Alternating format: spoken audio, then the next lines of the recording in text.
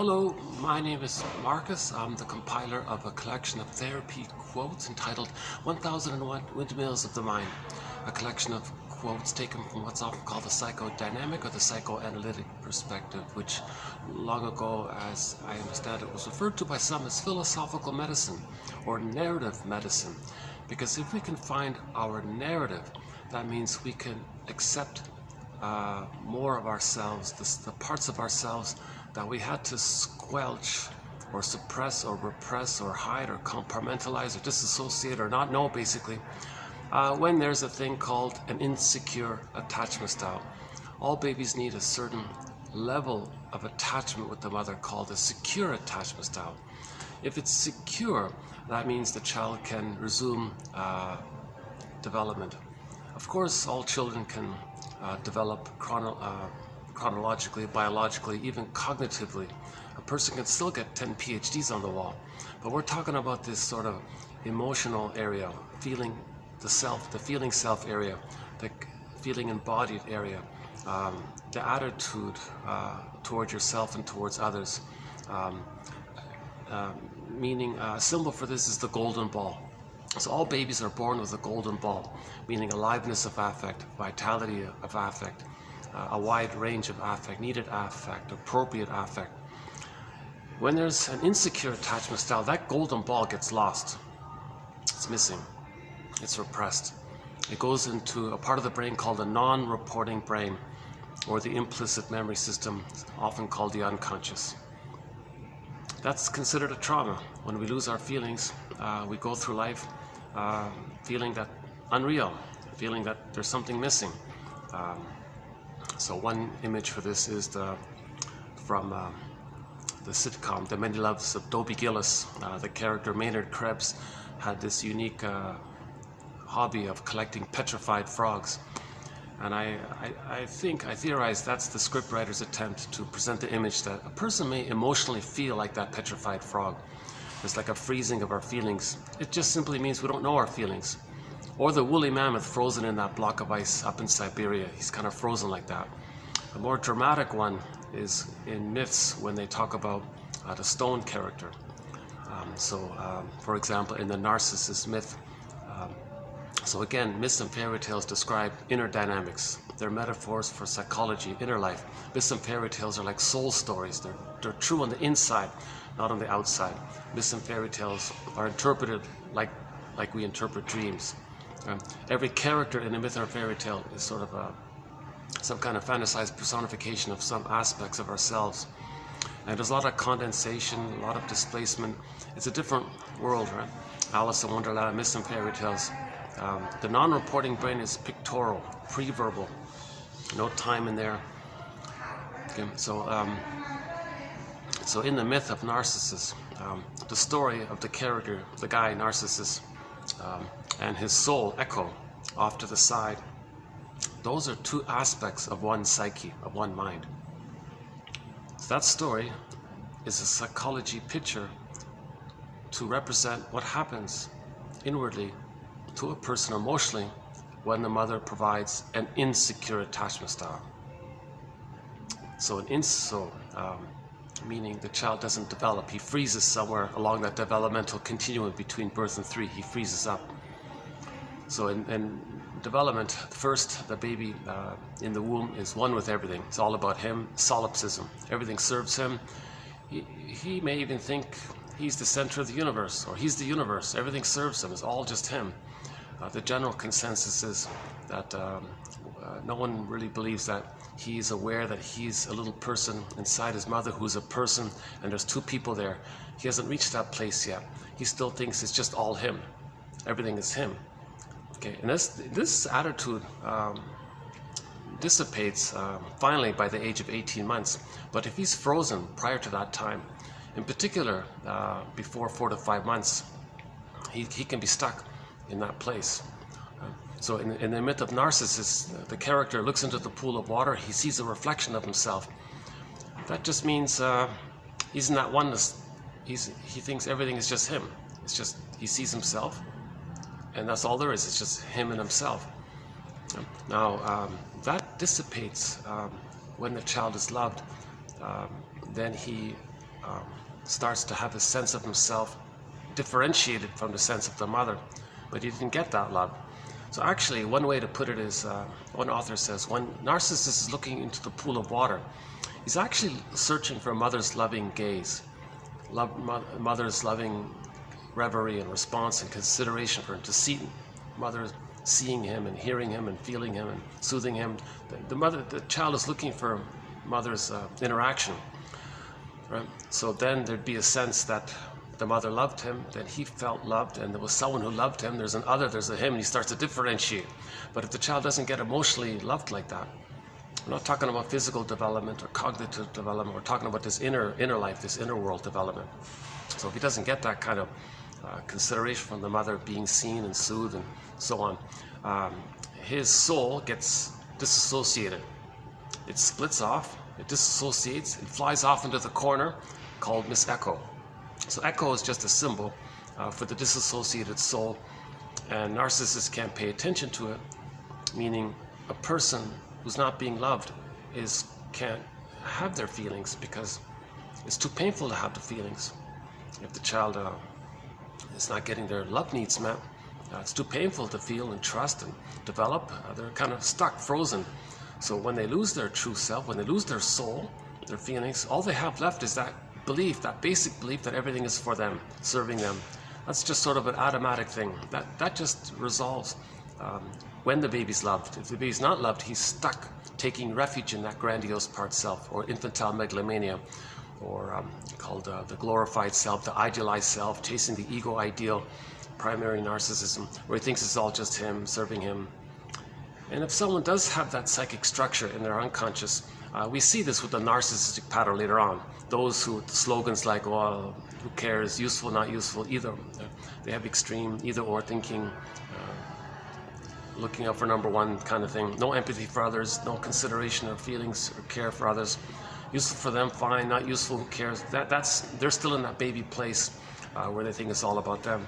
So back to Echo, she was the soul was disembodied off to the side. Now in that myth, at the end of the story, we all know that Narcissus, the character in that story, turns into the flower, that little white flower.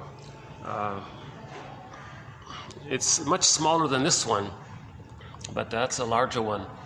But imagine like a smaller, do we have one around here?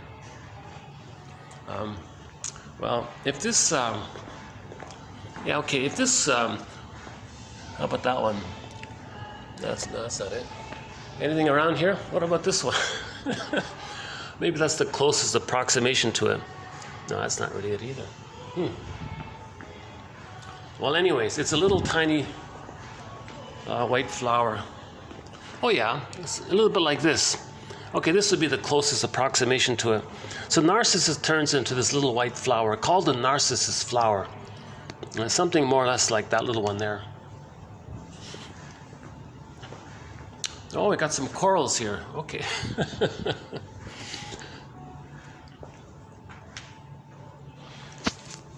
I couldn't do my video today in my regular spot. There's a conference there. So I have to bounce around. So this is sort of a... I'm not crazy about doing it here because I got the music in the background, plus guests keep coming. Anyways, never mind that. So Narcissus... Hold on a second. Maybe I can ask them to turn it off.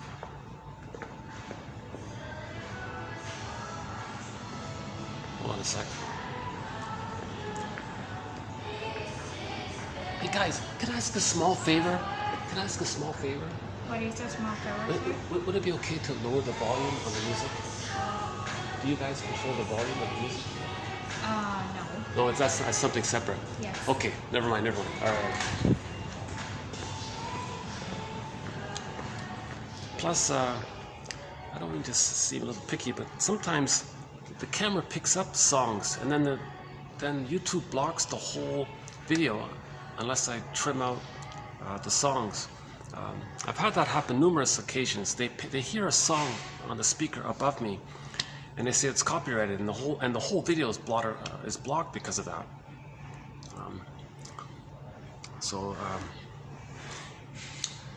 Yeah.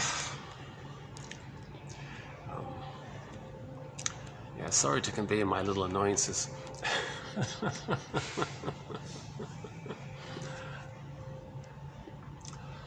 So let's go back to the narcissist myth. Echo turned to stone. Interesting. A lot of people don't know this. I've never heard anybody talk about this, but echo turns to stone.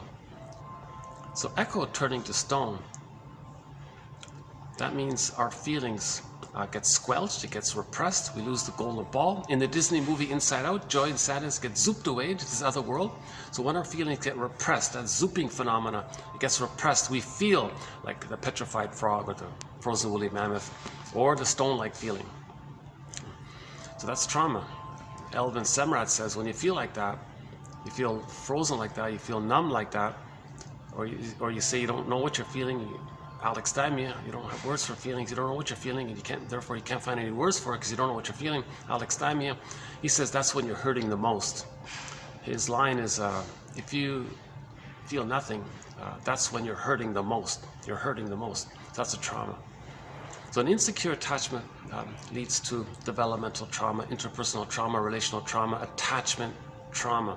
So an insecure attachment style is the result of an attachment trauma.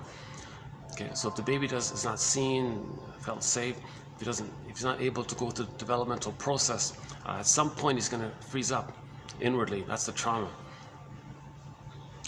Okay, an image for this is in myths and fairy tales, many innocence gets zooped away into some other world. In the myth of Atalanta, the king put the baby in the forest. In Demeter, Persephone, Miss Kor was on the field. Oh yeah, and she was looking at the narcissus flower, by the way. She wanted to pick it up or something. The earth opened up and she got yanked down into the underworld. So that pulling down, that yanking down, that image, okay, again, it's a metaphor. Myths and fairy tales are metaphors for internal dynamics. So the internal dynamic is that Miss Kor was the pureness, our innocence, and it got lost. It got pulled down into the underworld. Underworld, symbol for the non-reporting brain or the unconscious. It got pulled down. Just like joy and sadness in the Disney movie Inside Out got zooped away. There's a sci-fi TV show called The Room. Similar idea. The little girl opens up the door, walks in and mysteriously disappears, and father has to run in and find her, kind of thing. So when that kind of thing happens, when repression happens, so repression is a defense mechanism. Repression is the child feels too much pain to have his feelings, to have his needs, to know his needs, have his feelings. He just squelches it. It gets repressed. Then his mammalian brain doesn't send him too much cortisol, too much stress. Because when the child's not getting his needs met, he thinks he's not going to make it. That's too much stress, too much excitation. His little system can't handle that overload of cortisol and adrenaline. So he's got to trick himself to think that he doesn't have those needs, therefore he's not in danger, kind of thing. Again, the baby has no sense of time. If the baby, for example, doesn't even see the mother, poof, baby thinks there's no mother, oh my God, they might not make it. So, but then if they hide their feelings and their needs, then they're saying in effect to the brain, hey brain, hold up, don't send me too much cortisol, we're okay, I don't have feelings and needs. Then that's a trick to not let them, it's a way to trick the brain to not send the person too much serotonin. Hence, repression is a defense mechanism or a maneuver of the mind, a mechanism of the mind, an operation of the mind, a mental mechanism, some kind of device of the mind. Okay, so the baby's a genius to survive, right? So all defense mechanisms deal with anxiety. Babies feel immense persecutory anxiety if they're not getting their needs met. So what are the basic needs, first of all? So the baby comes out of the womb. He needs an extended womb. Humans come out too early, they need an extended social womb, an interpersonal womb-like environment. It's called the mother-infant dual unity. Just the two of them. Just the two of them. So the baby's got to latch and suckle and nurse with the mother when he's born. Okay, again, my disclaimer, I'm not a nutritionist, I'm not a doctor, I'm not a doula, I'm not a midwife, I'm not a professor, social worker, none of these things. I have a humble BA, I'm the compiler of the quotes, I'm trying to learn this material. Someone said, if you want to learn something, we'll teach it. So I'm trying to learn this so-called quote-unquote second language because of the jargon. Some people call it like a second language. So ideally, the baby is biologically born. Now remember, the psychological birth of the baby doesn't just automatically take place with the biological birth. The baby has to go through some kind of developmental process. So the first step is he needs an extended social womb, a womb-like environment.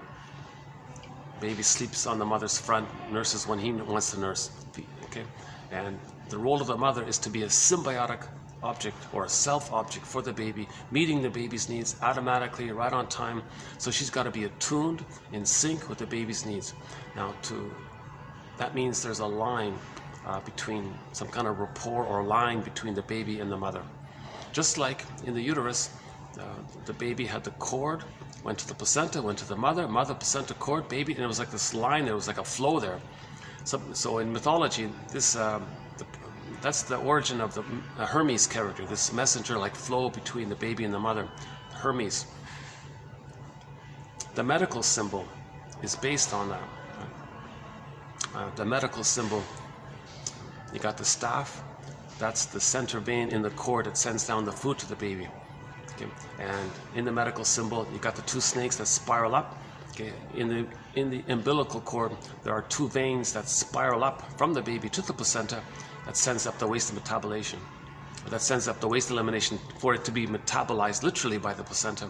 And then the food gets sent down the center vein or the staff line. So, and it's all very musical, by the way. TQ 2541 and TQ 2542, part 2 of that second video, we talk about this issue about the music. So just a sidebar here. So the baby's in the womb.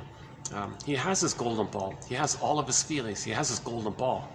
Now the baby's in the water world. His eyes are closed, and he thinks he's one with everything. He's in this blissful, oceanic feeling, oceanic oneness, paradise, Garden of Eden, Shambhala, Shangri-La. It's a heavenly, happy, blissed out kind of feeling. The baby's he's got everything.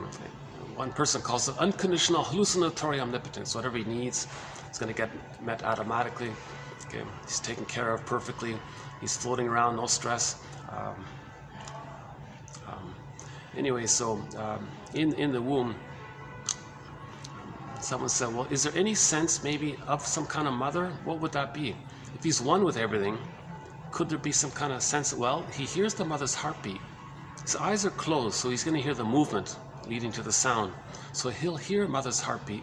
He's right beside the cord, so he'll hear the pulsating of the cord. So the heartbeat, that could be like the drum in music, and then the pulsating, that could be like the bass line. Now, Francis Mott, his theory is that the blood flow, the baby can hear it.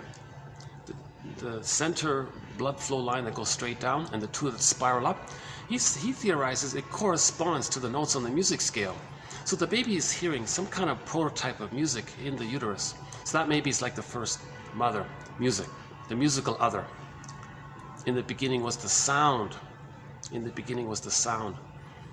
So, so later on when we play music, as long as there's a beat, some rhythm, some melody, it's going to trigger uncannily what we heard in the womb. And when we were in the womb, we had our golden ball. So music reminds us of having our golden ball. Hence, music is sometimes called a master emotion, because it links to when we had the golden ball and having all of our emotions. Plus, added on top of that, music as an art form, just in general, represents our feelings as well. Anyways, so the baby had some kind of rhythm, attunement, some kind of flow between himself and the mother. This kind of flow-like quality, this Hermes-like quality, this back and forth flow-like quality, is meant to continue for the first 4 to 5 months. So again, barring emergencies, when the baby's born, the cord stays. The cord is, remember, the cord belongs to the child. The placenta belongs to the child. Give him a chance to make the transition from the water world to the land world. Give him some kind of easing of transition there. It's a pretty challenging transition from the water world to the land world. And maybe there are birth complications, so let him have all the support that he needs. So that's a huge support for him to be connected to the placenta, which links to the mother. He grew up with that from conception and on, right? Basically. So it's called a lotus birth. Do we have a lotus flower here? Actually, this a little bit looks like the lotus, right? This one. Does it? A little bit, not quite. Actually, I wonder if this is a... No, that's not the lotus flower. So yeah, by the way, our two companion flowers to 1001, Windmills of the Mind, actually are those two flowers, the lotus flower, to reference to lotus birth, and the narcissus flower to reference to our thread on the narcissistic pattern. So we have 55 threads to 1001, Windmills of the Mind. So back to the lotus. So ideally, it's called a natural childbirth, or one variation of the natural childbirth called a lotus birth, meaning the cord stays, the placenta stays. Yes, it's messy, covered up with a bed sheet. The placenta might come out a day later, they said. Put it in a bowl. The bowl can sit beside the mother on the bed, and you put a lid over the bowl, but allow the cord there. Let the child still feel that connection. Let the child still have that kind of... Because the cord is still pulsating, they said. There's still some movement going on in the cord.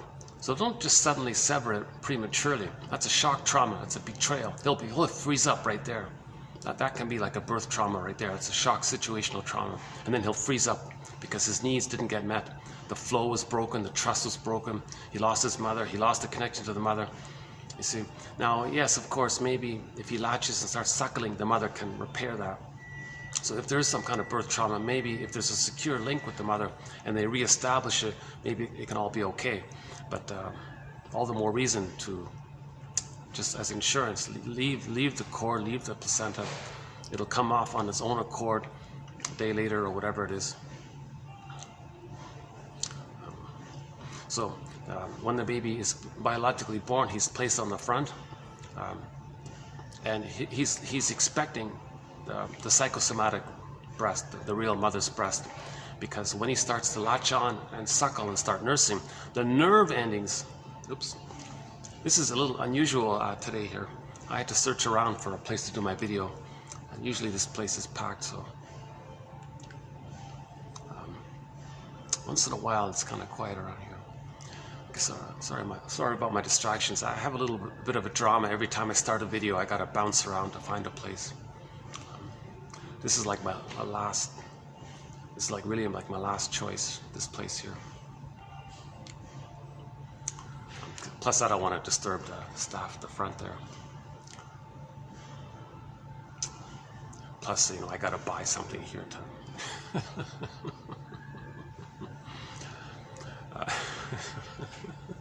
Sorry, once in a while I slip in my little things here. So the baby, the nerve endings in the breast link in with the nerve endings in the child. Then there's a line there, okay? As if the mother says to the baby, "Hi, baby, welcome. You know what? I've got a line with you." And the baby's suckling. I feel this line with you. All right, I got the line with you. We got the reverie. We got the connection. We got the music. We got the flow. It continues. So that's the extended social womb. They got it. They got that flow. It's called reverie. It's called the maternal holding environment, positive maternal experience. The child has the experience of the mother being attuned. Now the mother has the ability to understand the baby's signals. When the line is there,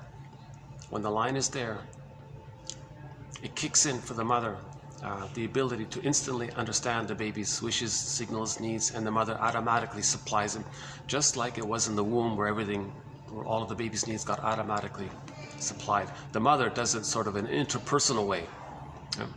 In the uterus, of course, it was all automatic, but in the social womb, the mother has to have that kind of,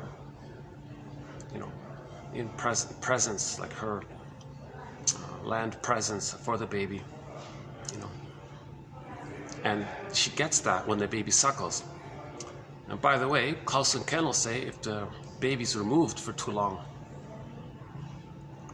that can break it all. Because at the moment of birth, the mother produces lots of hormones to help the baby latch on and bond and so on. If the baby's removed and the mother's losing those hormones, their analogy was like if someone's been in love for a while and then they break up, the person's kind of sad. The mother might be sort of experiencing something more or less similar. Then the baby's returned, the mother might say, get away, you're interrupting my sadness here. She can't quite click over if she's already deactivating her attachment system. And the baby is desperately wanting to be healed from the shock trauma being removed.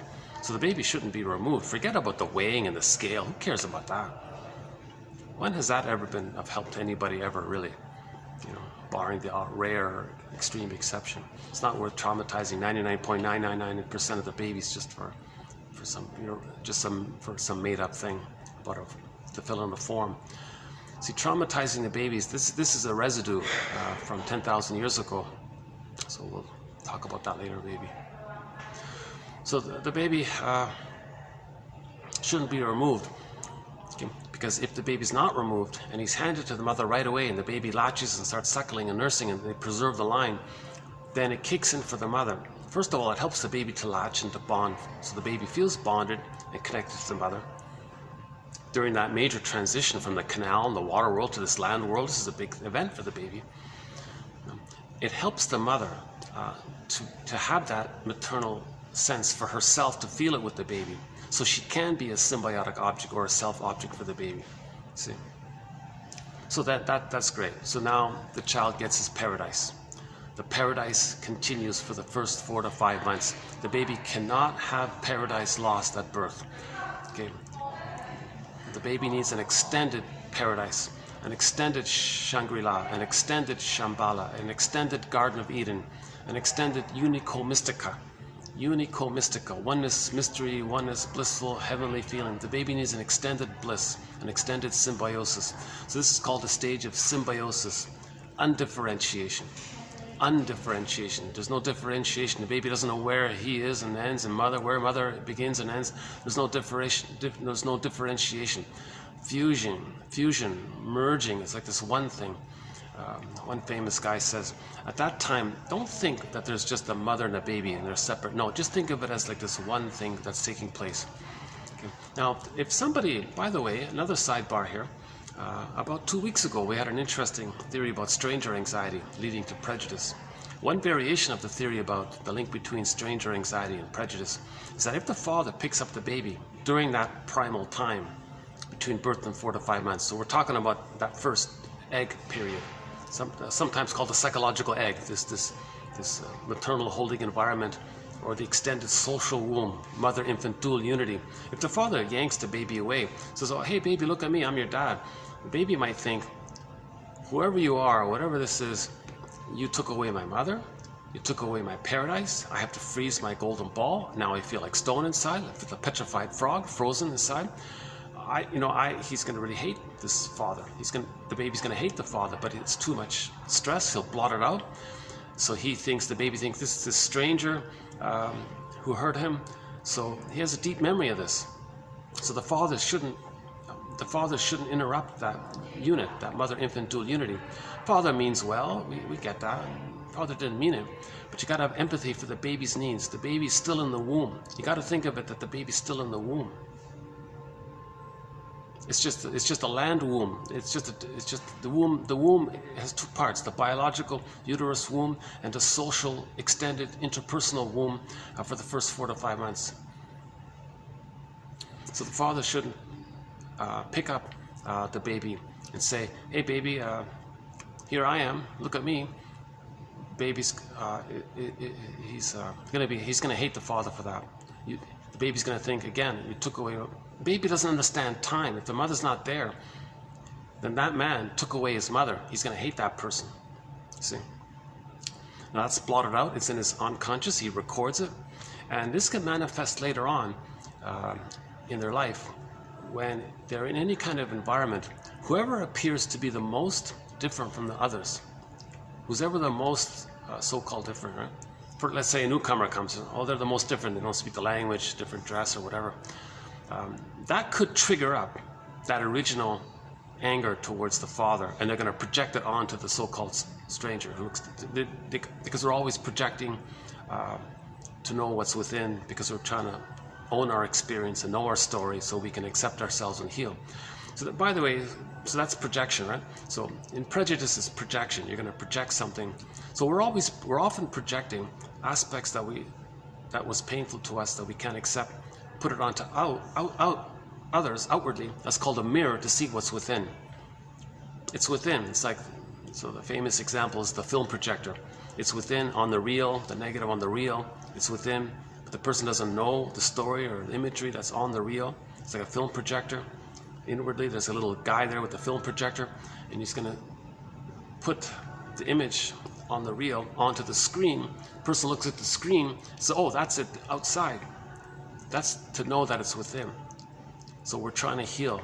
So projection is actually, the positive intention of projection is to know what's going on within, to accept what's within, and that helps towards feeling safe with ourselves. Then our golden ball can come back if we feel safe with ourselves. If we reject ourselves by projecting ourselves onto others or aspects of ourselves, memories, and so on, you know. So yeah, that's an interesting theory about prejudice. One of our major threads, so I mentioned we have 55 threads. One of them is prejudice. We've got hundreds of excellent quotes on this topic of prejudice. Numerous theories. That's the most recent one about stranger anxiety by what's his name again? Basque and Kare or something. Oops, I got some people here.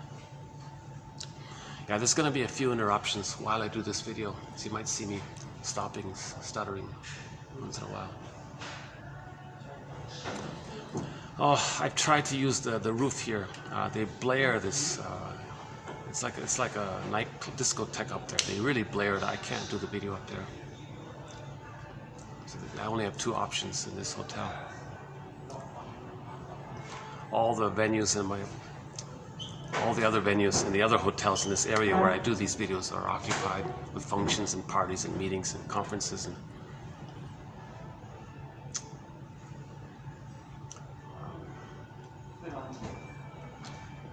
sometimes people get on the start.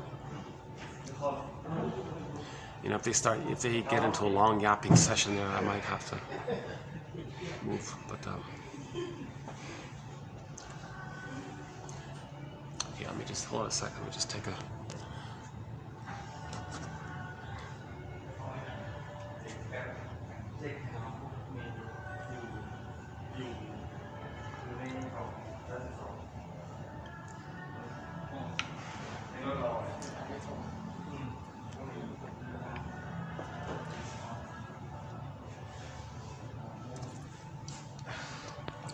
It's funny, usually I can just get used to it or blot it out. But once in a while it just gets through me and I get annoyed by it. Let's see if I can get used to it.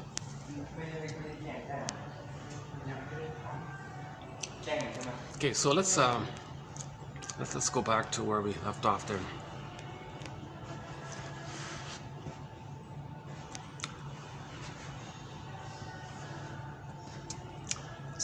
I'm a little slow. You know, it's 36 outside, but it's in the high 40s with the heat index. Still a little, you might see me a little hot still. Okay. If this video doesn't turn out too good, can I refer you to the last video? The last video wasn't too bad. You know, the last video, we did 23 ways of how we repeat trauma in the present to know that there's trauma. Very interesting. If you go to the third hour of the last video in particular, we run through this theory about repetition compulsion.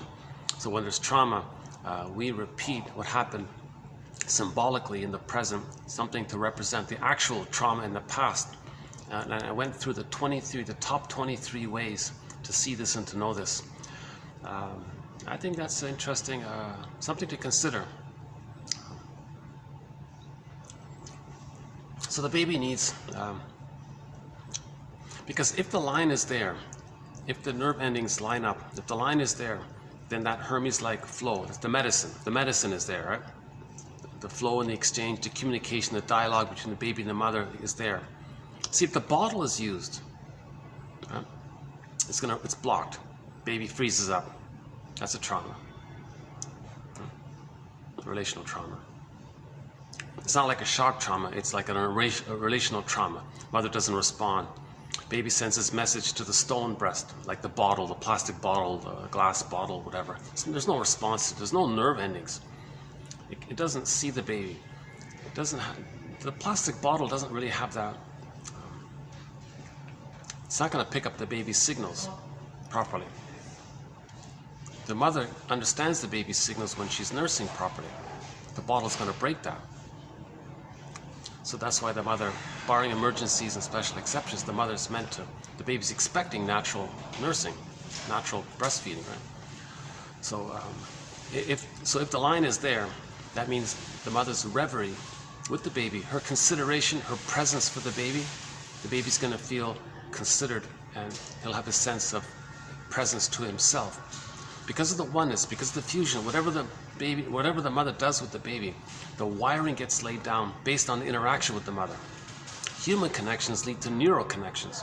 So if the mother is kind of present to the baby, I see you, baby, I'm here for you.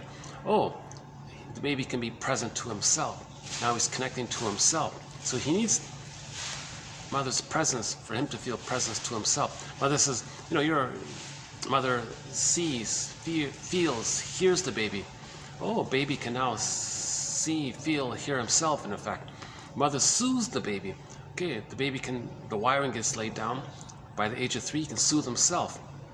So whatever the mother's doing, the wiring gets laid down based on that, and it ends up as the internalized good object, or the holding interject, or object constancy, and that becomes the brain structure for the baby, and that stays with him. And he always has that ability of this set 3-year experience of mother meeting the baby's needs. Therefore, he got to develop inwardly, emotionally. He can keep his golden ball. He can feel embodied. Remember, if you're not in your body, says Kristen Wilson, you're not making sense, literally. If we're not in our body, if we don't have that feeling of embodiment, she says, you're not making sense, literally. And it's disembodied discourse that causes all of these problems we see around us. Because in disembodied discourse, it's an attempt to, in some kind of convoluted way, to communicate the trauma, to reenact the trauma in the present, because that's what happens when there's trauma. We replay the past in the present, because the pain we're feeling, we're trying to communicate the trauma in the past. So we're going to do like a staging thing in the present, getting people to play roles, to represent people in the past, misperceiving the present, misusing the present, distorting the present, and then superimposing the traumatic script, the template, the mental template, the memories onto the present, with the fantasy that if we can somehow replay the past, we can update the script, heal the script, get a normal, natural, healthy script that would be there when the baby's needs get met. If the baby got a secure attachment style, his psychic structure, he'll have inner peace, a healthy inner structure. But if there's trauma, there's a lot of clusters of painful memories in there. There's a convoluted traumatic script. He wants to superimpose that on the present, replay it with the fantasy that he can change the past, heal the past, correct the past, update the past, undo the past, get the past that he needed. So disembodied discourse is causing a lot of confusion, because people are competing to replay their trauma in the present with others. And there's a lot of confusion around this. So again, the last video was pretty good on this. Our thread, probably our number one, it's in the top 5, up to 55 threads. I would say in the top 5, repetition compulsion and transference. They're sort of linked like that. They're 2 separate threads, but I link them together usually. So repetition, compulsion, and transfer. It starts with Paul Libby Russell. 2119 is a good place to start. Or just type in repetition, compulsion in the search engine here. And that's a good exercise, actually. Just read all of the quotes just on that single topic, repetition, compulsion. How we replay what happened in the past, somehow stage it in the present, thinking that we're replaying the past with the fantasy that we can change the past, undo the past. It's called the present becomes the presenting. We're presenting the past in the present. So emotionally, we're still in the past. And in the last video, we had the quote from the Greenberg film. The shrink said to the guy, you have trouble living in the present. So you dwell in the past because he never really lived it. So he has trouble living in the present. He doesn't enjoy the present. because he's too busy living in the past, replaying the past in the present. The present is just like a new edition of the past, a replay of the past, a reconstruction of the past, emotionally still relating to people as if it's still the past, because it's unfinished business. The trauma is unfinished business. He lost his story. His story's broken. He's looking for a story. We repeat to find our story. When we find our story, we can stop repeating. That's why psychoanalysis is called narrative medicine, to help us find the story. We're trying to reconstruct the story, find the story, little pieces, little clues. So that's why we have all this jargon and theories and questions and hypotheses and speculations and free associations and clarifications and comparisons and whatever, to work towards finding our narrative truth. And sometimes a quote clicks, and then you get a dream. That's healing. If a quote or a theory brings up some lost memories, then you're healing. It's working, right? So we talked about that in the last time. One second.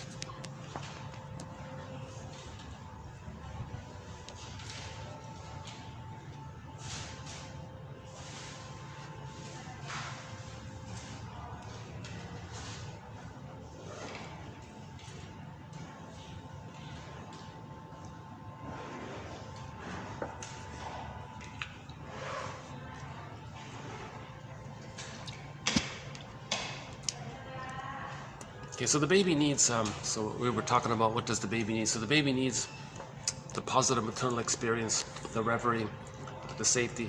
So he doesn't just need food. Yes, of course, if the bottle is used, the powdered concoction, his body will use it and all that. So it's a trick. He's looking for emotional feeding. The baby needs emotional feeding, maternal experience feeding, some kind of spiritual, loving vibe feeling. He's got to be fed that way. If he doesn't get emotionally fed, he's going to freeze up, because he feels shamed if the mother rejects the baby. Okay. So earth opens up, repression. Joy Sana's zooped away. Little girl lost in the room. Okay, the baby in the forest. These kinds of things. And that leads to repetition compulsion, where we replay and reenact constantly again and again to see if in our magical fantasy, if it can change the past, undo the past. So think about it. If a person lost their golden ball and they feel like it's called the unlived life, the provisional life. When does life begin? Life is on hold. Life's not supposed to be a dress rehearsal, like we're frozen. So that we're missing something. So that's pain, psychic pain, emotional pain. The organism, every organism is trying to heal. There's always this healing effort taking place.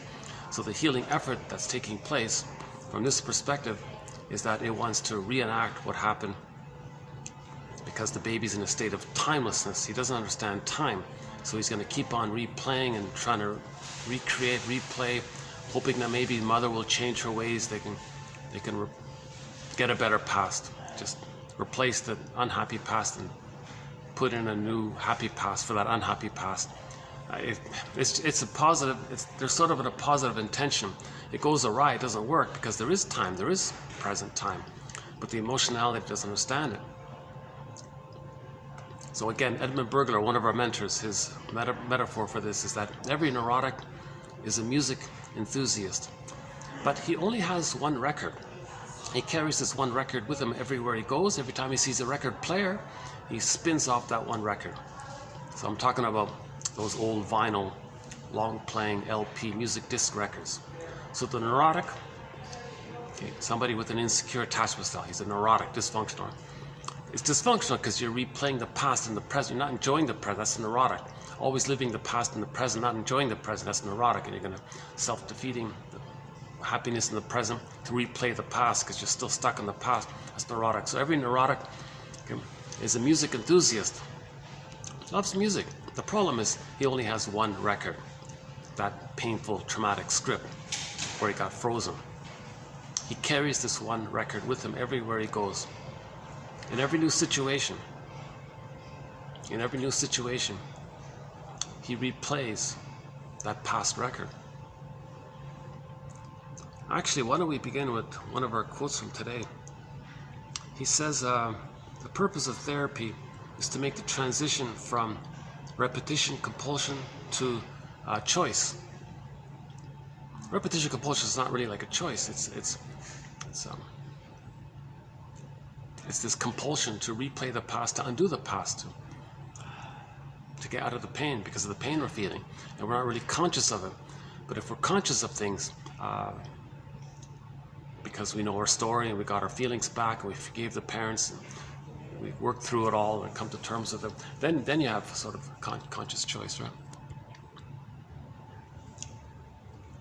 Okay.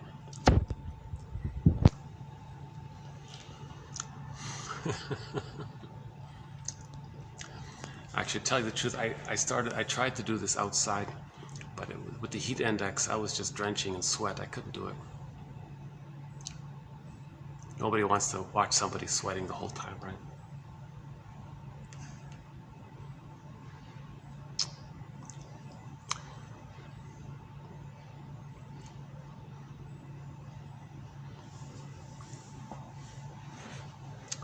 Okay, so back to what does the baby need? So he needs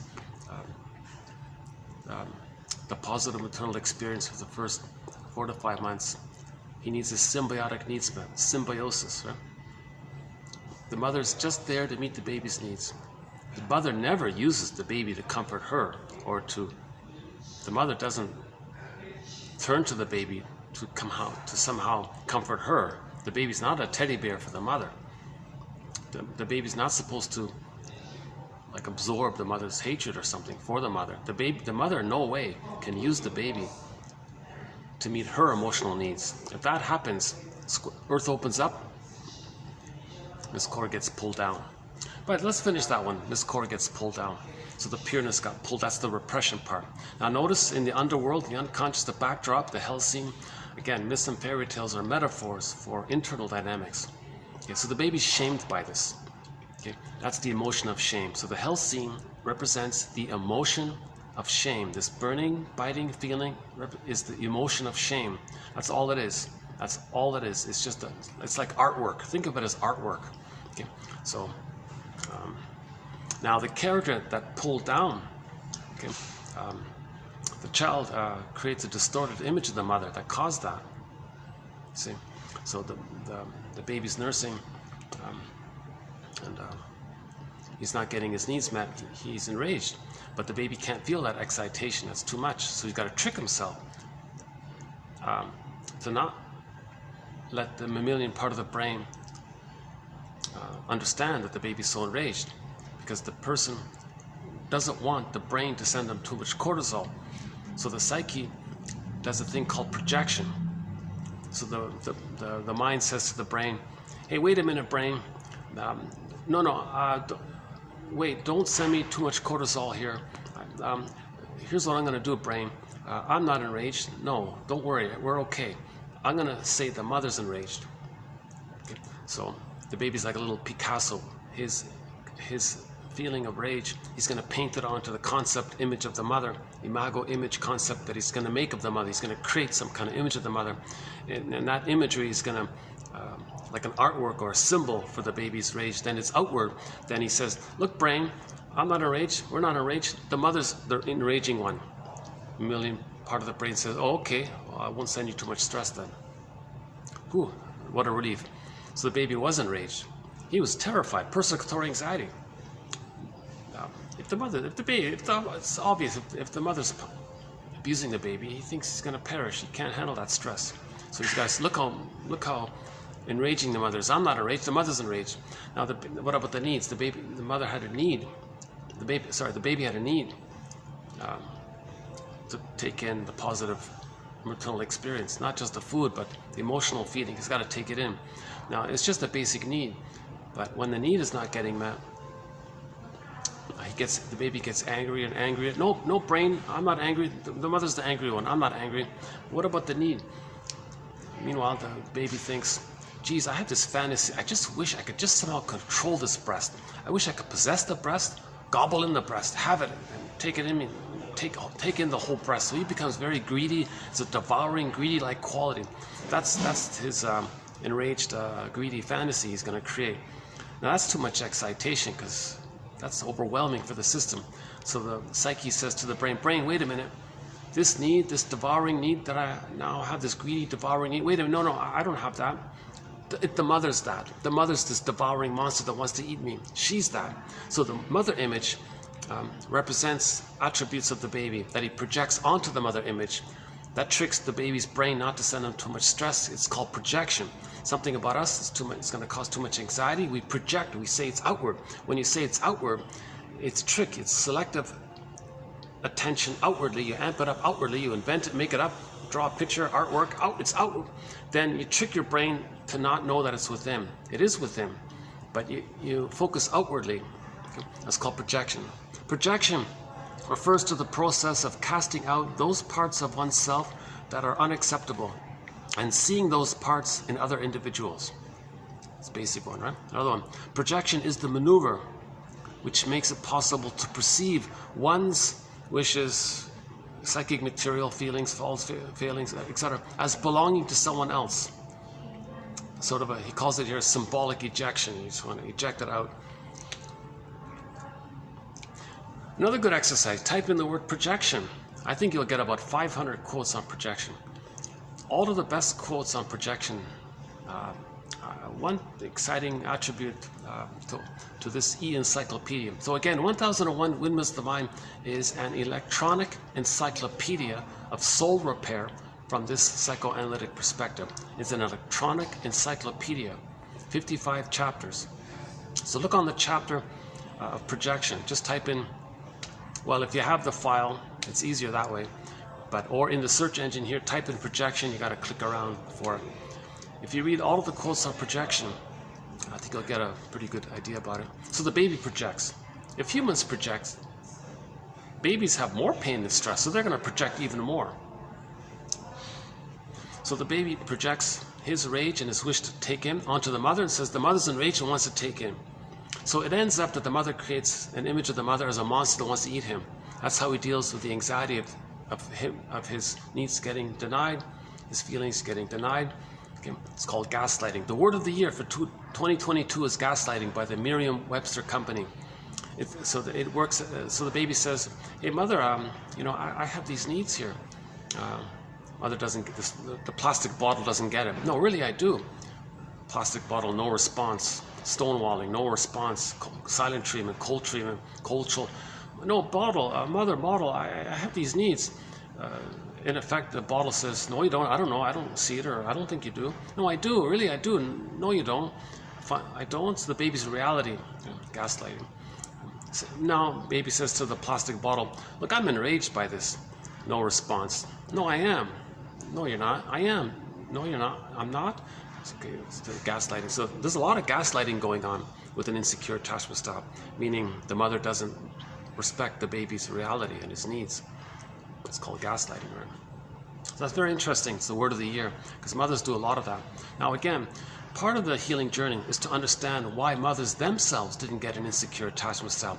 Now when the mothers themselves don't get a secure attachment style, they're going to be compelled to repeat what happened to them. So they're going to do to the child what happened to them, to reenact what happened to them. So we want to understand why the mother was put in that place and how she's now communicating and reenacting what happened to her. So she'll shame her own baby to reenact how she had been shamed by her mother. So so that helps towards. So we want to understand this intergenerational phenomena. So when we're conscious, then we stop repeating. If we're not conscious, we keep repeating. That's what this is all about, to make the unconscious conscious. That's the very first quote from psychoanalysis. The goal is to make the unconscious conscious, where it was ego shall be, consciousness shall be.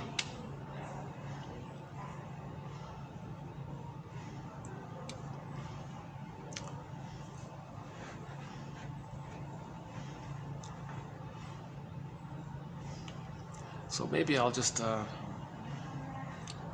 mentioned the id there. So one metaphor by one of our guest mentors, Robert Bly, is that the repression that takes place, the golden ball gets repressed into the non-reporting brain, right? The zooping down, joy and sadness got zooped away into the non-reporting brain. Okay, non-reporting brain. So the brain sends us information, energy, knowledge, consciousness. That's our mind. We get it. Now the brain would like to send us more about ourselves, but when it can't, because it's too much we can't handle. That's a defense mechanism. It's in the non-reporting brain. So Robert Bly's metaphor for the non-reporting brain, or the inferring mind, or the unconscious mind, is this bag that we drag behind us, the so-called shadow. We don't see it, just like we're not aware of it. So by the age of 5, he says, so much of who we are, our potential, our true self potentialities, who we would be had we received a secure attachment style, who we'd be if we achieved a psychological birth, and differentiation, and separation, knowing ourselves and our gifts and our talents, and the capacities of the real self, part of the self, which we get when we differentiate, and knowing our interests, and being an elder late in life, and having a wide range of mature level of feelings, empathy and reparation, and understanding, and seeing the two sides of the story, seeing the third side that holds the two sides, more broader, deeper. So a lot of this gets put into the bag. Even knowledge of the trauma gets put into the bag. Even much of the ego, the conscious mind, gets put into the bag. They call it the submerged ego. So many aspects of ourselves gets put into this bag, and we drag this bag, this shadow, all of our lives. It's us, but we're not aware of it. So it's like this bag that we drag behind us, this long bag that we drag behind us. Robert Bly says, then we spend the rest of our lives trying to get it back. We put it in there in childhood, and then we spend the rest of our lives trying to get it back, called reintegrate, reappropriate, psychosynthesis, psychointegration, reclaim, repossess, rehab what we lost in childhood. So we're always going into the bag. In the fairy tale, it's called go I know not whither, and bring back I know not what. Okay, go into the forest and bring back the treasure. So this dialogue, that's the Hermes we're talking about. This dialogue. Okay. Now all of these attributes about ourselves, if we were to create in some kind of metaphysical imagining some kind of person that embodies all of our disowned traits and creates some kind of person character that represents this is called the double self. So the double self is a character in literature of us that we don't know about, the parts of us that we don't know about, and the double self, which is us, represents all of us. So a lot of us is in the bag, and we create this double character to represent that. So we want to befriend the double. So in literature, you want to dialogue with the double, because the double is you, but you don't know it. The double self is the one who walks with you, who's not like you, who is you. Someone's living my life, and I know nothing about him. That's the double self. So we want to befriend the double self, the second self, the secret self, the shadow soul, the inner child of the past. And it can take different forms. It can be the trickster character even, or it can be the ghoul character. It can be some mysterious character. Darrow calls it the skeleton. You want to welcome the skeleton to the fireplace. Treat him as an honored guest who had a right to be. It's you, right? Who has a right to be. Still you. And he's teaching us that he's looking for home. We're the home for us, and we're looking for us. Us in there is looking for us, which is home. So we're looking for ourselves. That's the dialogue. So we got to have this dialogue. That's what it's all about, having this dialogue. If you break the dialogue, then it's all the energy in there. It's going to try a more dramatic effort to create the dialogue. If we don't voluntarily dialogue with ourselves, there's going to be a more dramatic effort by the double self. At that point, Bergler calls it, he clicks over to the puppet master because he's more enraged, right? The voluntary dialogue, by the way, we can see in the Phantom of the Opera. The singer goes into the basement, metaphor for the unconscious, dialogues with her double self, that scary dude with the mask. Okay, that scary dude just represents all of her rage, pain, shame, and all this. But she voluntarily dialogues with the phantom character, okay, meaning herself. Sees that she feels pain, sees that she feels rage, that she was shamed, and the truth will upset you free, and starts to accept. So she has this dialogue. So she goes back on stage. She's a better singer because she's more embodied, because she found more of herself. A lot of the self is in there. So when we get back part of the self, we feel more embodied. Hence, she made more sense. She was a better singer. She was more embodied. So that's like a voluntary idea. But if we're not consciously engaged in this dialogue with ourselves, okay, then now the puppet master is going to try harder. The puppet master is going to, like a puppet master, is going to put strings on us and get us to misperceive the present, distort the present, misuse the present, because he's going to get us to replay the trauma. So at some point we might say, hey, puppet master, what are you doing here with me? Puppet master says to us, well, look, I don't have conscious memory. I can't speak to you. The trauma took place in the babyhood time. We didn't have words back then. We didn't have vocabulary back then. I can't speak to you. Okay, so I got to communicate to you by getting you to reenact the scene with the mother, the painful interaction with the mother. I'm going to get you to reenact it with others in the present, and that's my attempt to communicate with you, to know what happened in the nursery. Oh, I see. Well, thanks, Puppet Master. But if I don't listen to you, what are you going to do? He says, well, I'm just going to keep on getting you to replay it until you accept or look at the past present links.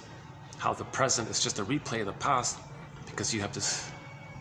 I'm trying to make you conscious of what happened in the past to accept the past, so then you can stop repeating. If you don't accept the past, you're going to get you to keep repeating, kind of thing. So we want to have some kind of dialogue with the Puppet Master, right?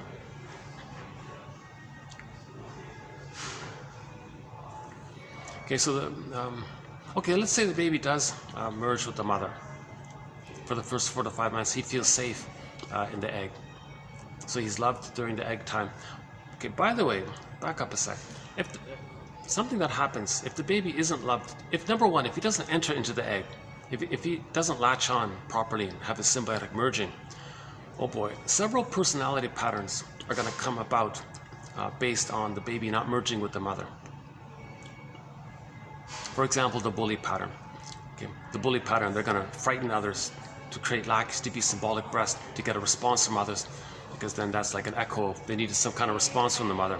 They can't perfectly get a breast in the present, so the symbolic effort is to have a lackey with the fantasy that the lackey can invent a time machine, take them back to the nursery, the lackey becomes the breast, provides, and the person becomes the baby again, they get their needs met. It's not going to happen.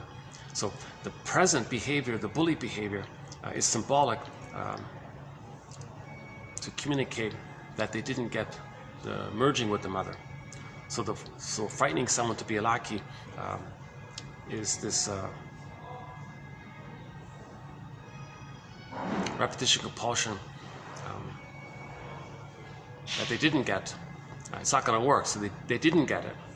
So the lackey can't be the breast. There's no time machine. They didn't get it, so they replayed it. So the bully pattern means the person was prematurely ejected out of the symbiotic orbit with the mother. They were prematurely ejected out of the egg, or they never really got the egg. Another personality pattern is the Iago pattern, where he doesn't even bother with any kind of goodness. Iago is very angry,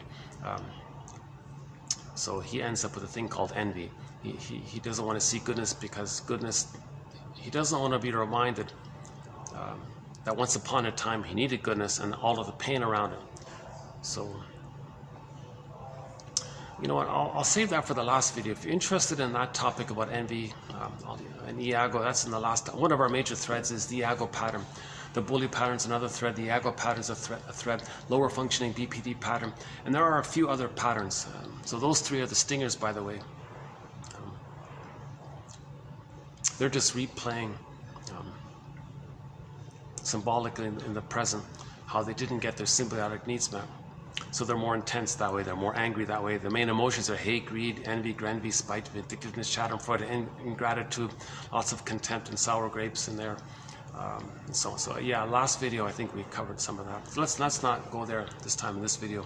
It's hard to cover it all in one video. It's I feel like I always feel a little sad that I can't include a major section of the theory here. The plus, if the baby doesn't enter into the fusion with the mother in the first 4 to 5 months, he's got to use splitting. That's a major, archaic, desperate defense mechanism for the baby to use, called splitting. He's going to see things in either or way, all or nothing, now or never, perfect or forget it. He's going to see the world in this kind of archaic, primitive way, so quote-unquote primitive way, because that comes from. Remember the baby creates an image of the mother as a monster that wants to eat him? Well, how does he take in the powdered stuff if he's relating to this, to the monster one? Oh yeah, so back to the pulling down. So remember, the earth opened up and Miss Core got pulled down. Okay, so that's the image of the scary monster. It can be the guy with the horns. It can be a monster, the Cyclops character. It can be any kind of evil witch character. It can be any kind of animal, fighting animal, a minotaur. It can be any kind of mythological, scary creature that pulls down. It doesn't have to be the guy with the horns. It could be a wide variety of forms. Each person can draw. Put it this way: if each person were to take a sheet of paper and just create a monster that's enraged and it wants to eat the person, everyone's going to create something a little different. But the main theme is the same, right? So if the baby, how does he just take, so back to how does the baby feed then if he thinks he's relating to a monster that wants to eat him? How does he just relax to just take in the powder stuff to survive? Okay, enter the splitting mechanism. The concept of the mother, he's just going to make up two mothers and keep them separate. So the concept of the mother is metaphorically split into two mothers. So the real one, or the closer to the real one for him, is the monster one. That's the shaming mother, right? Rejecting mother, the misattuned mother, the malattuned, the bottle, the schedule, the being absent, and using the baby to meet her needs, or using the baby as a teddy bear for her, these kinds of things. The baby's very enraged by this. He projects the rage onto the image of the mother and says the mother's this monster character. Right? So how does he take in the powder stuff if he's going to be so afraid? So he'll just hallucinate. It's a trick of the mind. It might be like that in the desert, the thirsty guy in the desert, in the scorching heat. He's trying to survive, so he might hallucinate some kind of oasis. So the baby's in a similar state. He's in a scorching pain with the mother being shamed by her. He might hallucinate a goddess breast. So the mind will make up, like a hallucination, some kind of goddess breast. Lovely, divine, supremely happy, heavenly, beautiful, sweet, tender, all good. It's called the ideal breast. Okay, so the persecutory breast and the ideal breast. So now that's goddess and demon imagery. So while he's nursing with the plastic bottle, he'll just think, I'm with this heavenly, ideal breast mother, this goddess breast. It's a trick. He's not, but he's just making it up. Now, if he's frozen there, in the template, in the imagery, it's goddess and demon in there, right? So that leads to prejudice. This goddess and demon imagery is going to lead to prejudice, because it can lead to us, we, they, us, them, right? So the plunder system is very strongly based on the need for prejudice. If prejudice is healed, we won't plunder and pillage and hurt others. So in order to pillage, babies, 10,000 years ago, babies were removed from the mothers that traumatized the baby. In general, the more traumatized the baby is, the more the person is going to grow up seeing things in either or ways. That's to manage with the immense anxiety and the pain of being shocked, traumatized, and betrayed at birth trauma. Okay. So if the person has the template of goddess and demon imagery, remember it's pictorials, pre-verbals, timeless, goddess and demon, right? Then later on, somebody says to the person, hey, remember when you were a baby and you felt immense pain and you created goddess and demon, and that helped you to deal with the pain of the birth trauma? You created goddess and demon imagery. It worked, right? And you're frozen there. Now you want to replay what happened. Stay loyal to the mother who caused that, because you bonded with her. So you want to replay it. One way to replay it is to act like her. So we're going to get you to act like her. We'll give you a chance to act like her, so you can replay it and have the fantasy that you can change it. So we want the stuff of those on the other side of the lake. Person goes click, click, other side, this side. Okay, we, they, us, them, click, click. Because now so the guy says, so remember your mother exploited you, plundered your soul, didn't care? Well, you can go plunder, exploit, and not care. So the plunder system is based on the prejudice mindset. So again, in the last video, in the third hour of the last video, we go through this to some detail. Another sidebar is that the baby thinks he's a little god. Remember, in the womb, he thinks he's a little god. When he's born, he needs paradise to continue. The baby might think, oh, paradise is lost. Wait a minute, everything's me. I'm everything. I'll just fix it. I'll just fix what's around me. Because he thinks everything. Because he thinks he's the universe. He's the God. He's everything. So he'll try to fix the mother, correct the mother, even try to convert a dysfunctional, traumatized mother and make her magically be a loving, attuned, caring mother. He'll try to fix the mother. Now, because he's one with the mother, and the mother's flawed, he doesn't say the mother's flawed. He'll say he's flawed, because it's all just him. The mother's him. So if the mother's flawed, he thinks he's flawed. Plus, he's trying to save the mother, correct the mother, heal the mother. It's impossible. It can't. No baby can fix the mother, but he thinks unconditional, magical thinking. He thinks he makes everything, creates everything with his thinking and his dreaming and his mind, and it doesn't work. So the baby thinks, oh my God, I couldn't save the mother. He must be defective. He must be flawed. Right?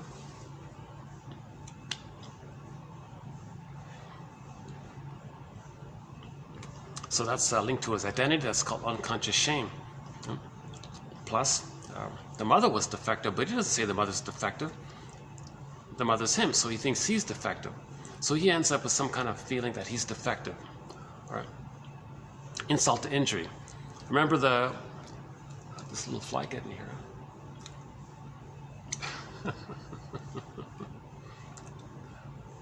We'll talk about the companion animals later, but the fly isn't one of them. Man.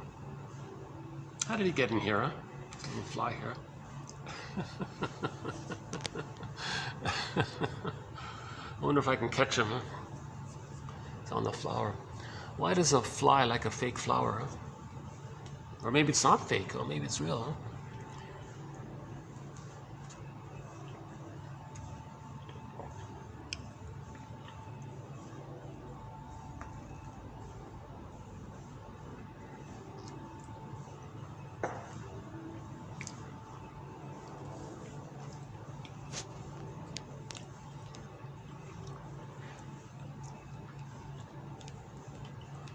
So let's just finish that sidebar. Insult to injury. Remember the baby had to hallucinate that the mother was a goddess? When he does that, maybe the theory is he thinks that because he's defective, and then he has to make the mother think that she's all good and that he's all bad in correspondence. Did he do something as well as unconscious guilt? So the baby begins, all babies begin with, I'm not okay, you're okay. The mother must be seen as okay, to feed safely. But he thinks he's defective for 3 reasons. Number 1, the mother's defective, but the mother's him, so he thinks he's defective. Number 2, he can't have paradise lost. He wants paradise to continue. He's everything, so he wants to repair the situation, and he tries his best. The baby accommodates the mother, tries to please the mother, does what the mother wants. The baby thinks the mother doesn't want his feelings, so he squelches his feelings. So he even tries it that way. He gets frozen there. He traumatizes himself, in effect, if he thinks the mother's him. He tries everything. In the end, it doesn't work. He's traumatized. He still didn't save the mother. So he gives up. He's flawed. He's no good. And then add on the unconscious guilt.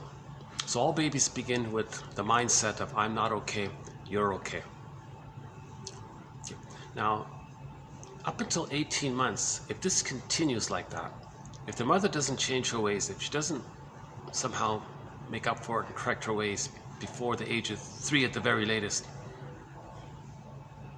the baby gives up at some point. He can't take it anymore. The mother, it's called a strain trauma. Okay, it's this constant, every 10 minutes, how many times a day the mother's misattuned, malattuned, the baby's stressed by it. Each time it's a strain trauma. It's again and again, the mother's doing it wrong again and again. Every minute she's doing it wrong, shaming the baby again and again, every day and night, over again and again, over a 3-year period. And he's so small and helpless and so dependent, so sensitive, and he's being shamed again. At some point he's going to freeze up. When he freezes up like that, he says, okay, I can't accept myself. I can't have a self anymore. To have a self, to have my identity, it's just too painful to have it. It's just too shame. I can't handle all this pain. I've tried my best. Baby gives up. So it's repressed. When something's repressed, he sees it outwardly. So the mindset will be that later on, he'll say that he's no good, but he can't accept that anymore. Projection. He projects it out and says, others are no good. So he'll say others are not good. And when he does that and has no self, he feels empty inside. He feels empty. He's got to have some kind of identity. What's left? All that's left is the grandiosity. All babies think they're little gods. So that's still there. That only dissipates when the child is loved, if he's not loved. Like in the narcissist myth, he looks in the pool of water and he's one with that image of himself. So he's chasing that. He's pursuing that glorified self, this idealized self, this image that he's a little god. Huge irony, by the way, the baby was never a little God, but the person is going to chase that concept that he's so important, it's all about him. So that's all he has left, the grandiosity. So the grandiosity said, oh, of course I'm okay. So his mindset will be, well, I'm okay and others are not okay. So that's, I'm okay, you're not okay.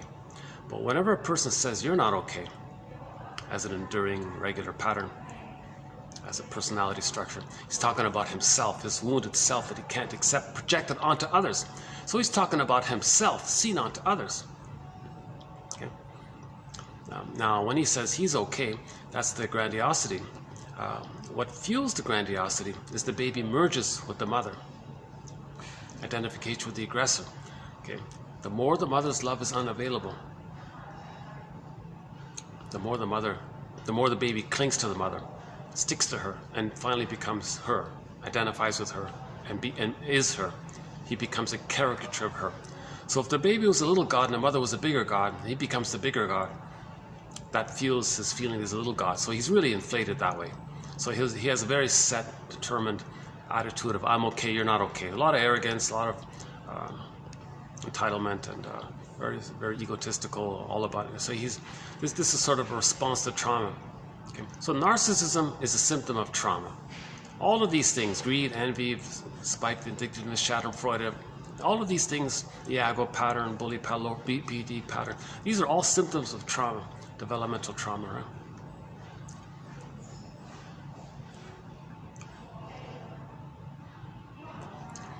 Now, this area of the baby not getting a secure attachment style with refers to our thread on Melanie Klein's theory about the positions. Very important concept, a very important thread. 1001 Windmills of the Mind is Melanie Klein's theory about the positions. How we doing? Yeah, we got time. Okay, we've got 3 hours on storage here. Melanie Klein's theory about the positions. So she says, in effect, generally speaking, let's just keep it simple, more or less, as a theory. All babies begin with the paranoid schizoid mode of experiencing, the paranoid schizoid mode of operating. All babies start off in this position, the paranoid schizoid position. Again, the paranoid part is, no, the mother's not a monster that wants to eat him. He just projected his traits onto the mother and says the mother's that. That's the paranoidish-like quality of the phrase. The splitting, okay, that's the schizoid part, the unreality. Mother's not a goddess or a demon. That's very schizoidal, right? That's the paranoid schizoid mode of experiencing. That leads to a lot of prejudice, either or thinking, all or nothing thinking, extremist thinking, very devalued, idealized, devalued.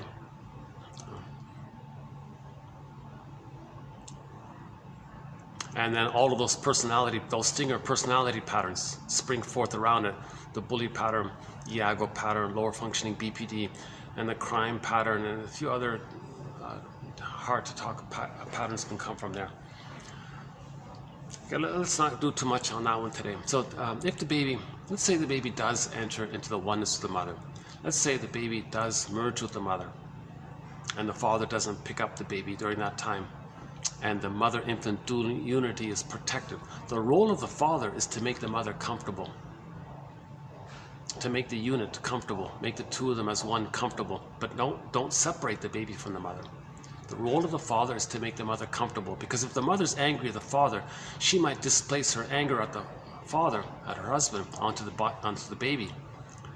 The mother might displace her rage at her own husband onto the baby. She might so the role of the father is to make the mother happy. So the baby's going to have the maternal environment.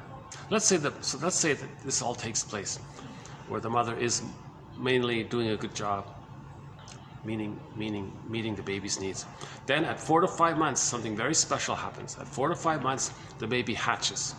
This invisible egg, this invisible womb that they created, this felt invisible womb, this unico mystica, the baby hatches out.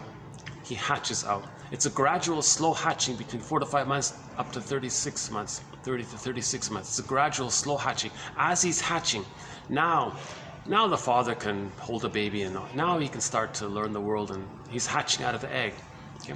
So you need the egg, you need that primal egg place. So when the baby's hatching out, now the baby starts to practice with the idea of slowly, gradually developing his emerging sense of self. So it's starting to blossom, his sense of self, that he's a self, the mother's a self. He has got feelings, and golden ball, mother has feelings. He has an identity, mother has an identity. Ah, thou, me, not me. Differentiation has taken place. So he's starting to separate from the mother. So the first phase is when he hatches out, he's starting to separate from the mother, moving towards, at the same time, he's individuating, he's knowing his identity. Now, during that time, the mother does a thing called mirroring. So in the first 4 to 5 months, it was more about reverie and presence and safety and warmth. Then when the baby hatches out, then the baby says, hey, I'm kind of unique, aren't I, Ma? Oh, yes, baby, you're unique. The mother gets a sense, wow, you're unique. In all of history, there was never anybody just like you. In all of history, in the future, there will never be anyone just like you. This is a mystery. This is wonderful. You're unique. Baby goes, wow, I'm a me. I'm unique. I've got a me. Kelly Clarkson just has a new song called Me. I haven't really just heard a part of it yet. So I got a me. So the baby starting, I've got an identity. Yeah? And now the baby has to see that the mother has this attitude towards the baby. Then the baby has this attitude towards himself. Okay? So whatever attitude the mother has towards the baby, he's going to have that for himself. So if the mother looks at the baby and says, you're unique. This is awesome. What a delight. I love this. This is special. I'm a guardian for this. And the baby goes, wow, I have a me, and it's accepted, and mother sees that I'm a me. And because what some mothers do is say, no, don't be a you, because then you'll never need, then you might be autonomous, not need me. So some mothers might squelch that and say, no, just be a servant for me, take care of me, I want to use you, I don't want to be alone, always be married to me, kind of thing. So the mother can't do that. So the mother has to accept that the child is going to be unique and autonomous. You look at that poem called On Children by Gibran, the famous poet, right? Gibran, is that right? Cahill, is it? I forgot his name. Children come through us. They don't belong to you. They just go through you, kind of, something like that. So the mother has to be a guardian and respect that the child has human rights, and he's a person, a separate person, kind of thing. Okay. So this takes place during the mirroring phase. If the mother sees, hears, feels the child, accepts the child, child can do these things for himself. Then, now this is a gradual process between 4 to 5 months to 36 months. So between 4 to 5 months to 18 months, it's mainly this special acceptance of his identity, his emerging self. At 18 months, he feels safe enough to lose the grandiosity, because he has the reality that he's a person, mother's a person, he's a person. He has the reality of that. He's not a little god anymore. So that godlike attitude is over, right? Pretty much over at 18 months. Yes, under stress, we can all temporarily borrow it back. It's not completely gone. But mainly, the child loses the grandiosity. So by the way, when the baby starts to crawl and walk and run, between, say, 4 to 5 months and 18 months, the world is his oyster. He's got superpowers, right? So the baby thinks he's a little god. He starts to crawl. Now he can stand up, he can walk, he can run. He's got these new superpowers. So the world is his oyster. That's fine. Let him think he's a little god with these superpowers. And everything's for him, and the world is his. The world is his oyster. So this will dissipate naturally on its own. If the baby feels loved and safe and accepted, it'll just naturally dissipate. If the baby's too traumatized during that time, if the baby's punished about all this, who do you think you are? Well, don't touch that. Don't do that.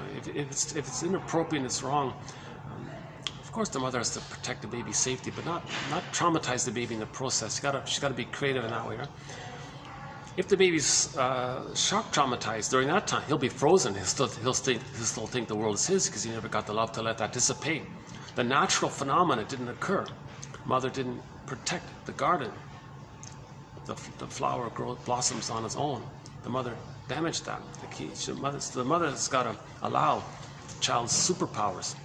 I think in Andrew Garfield, when the actor who played Spider-Man 2012 or I think 2012, the Spider-Man film, when he got his the web powers, and he can swing on the skyscrapers and fly around and all this, climb buildings, and it was like I noticed something about that.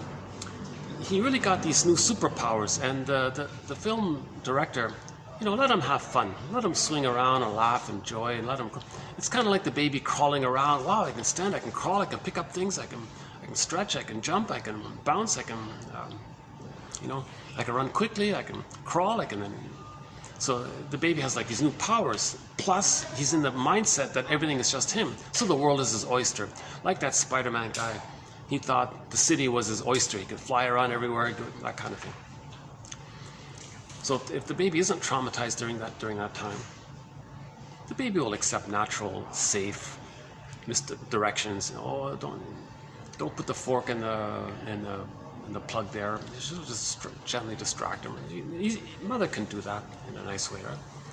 Then in 18 months, the narcissism is gone. Now, when the narcissism is gone, Walt Whitman, now Voyager, seek thou forth and find. Now he's going to be more of an explorer. Now the baby wants to be more of an explorer. Okay?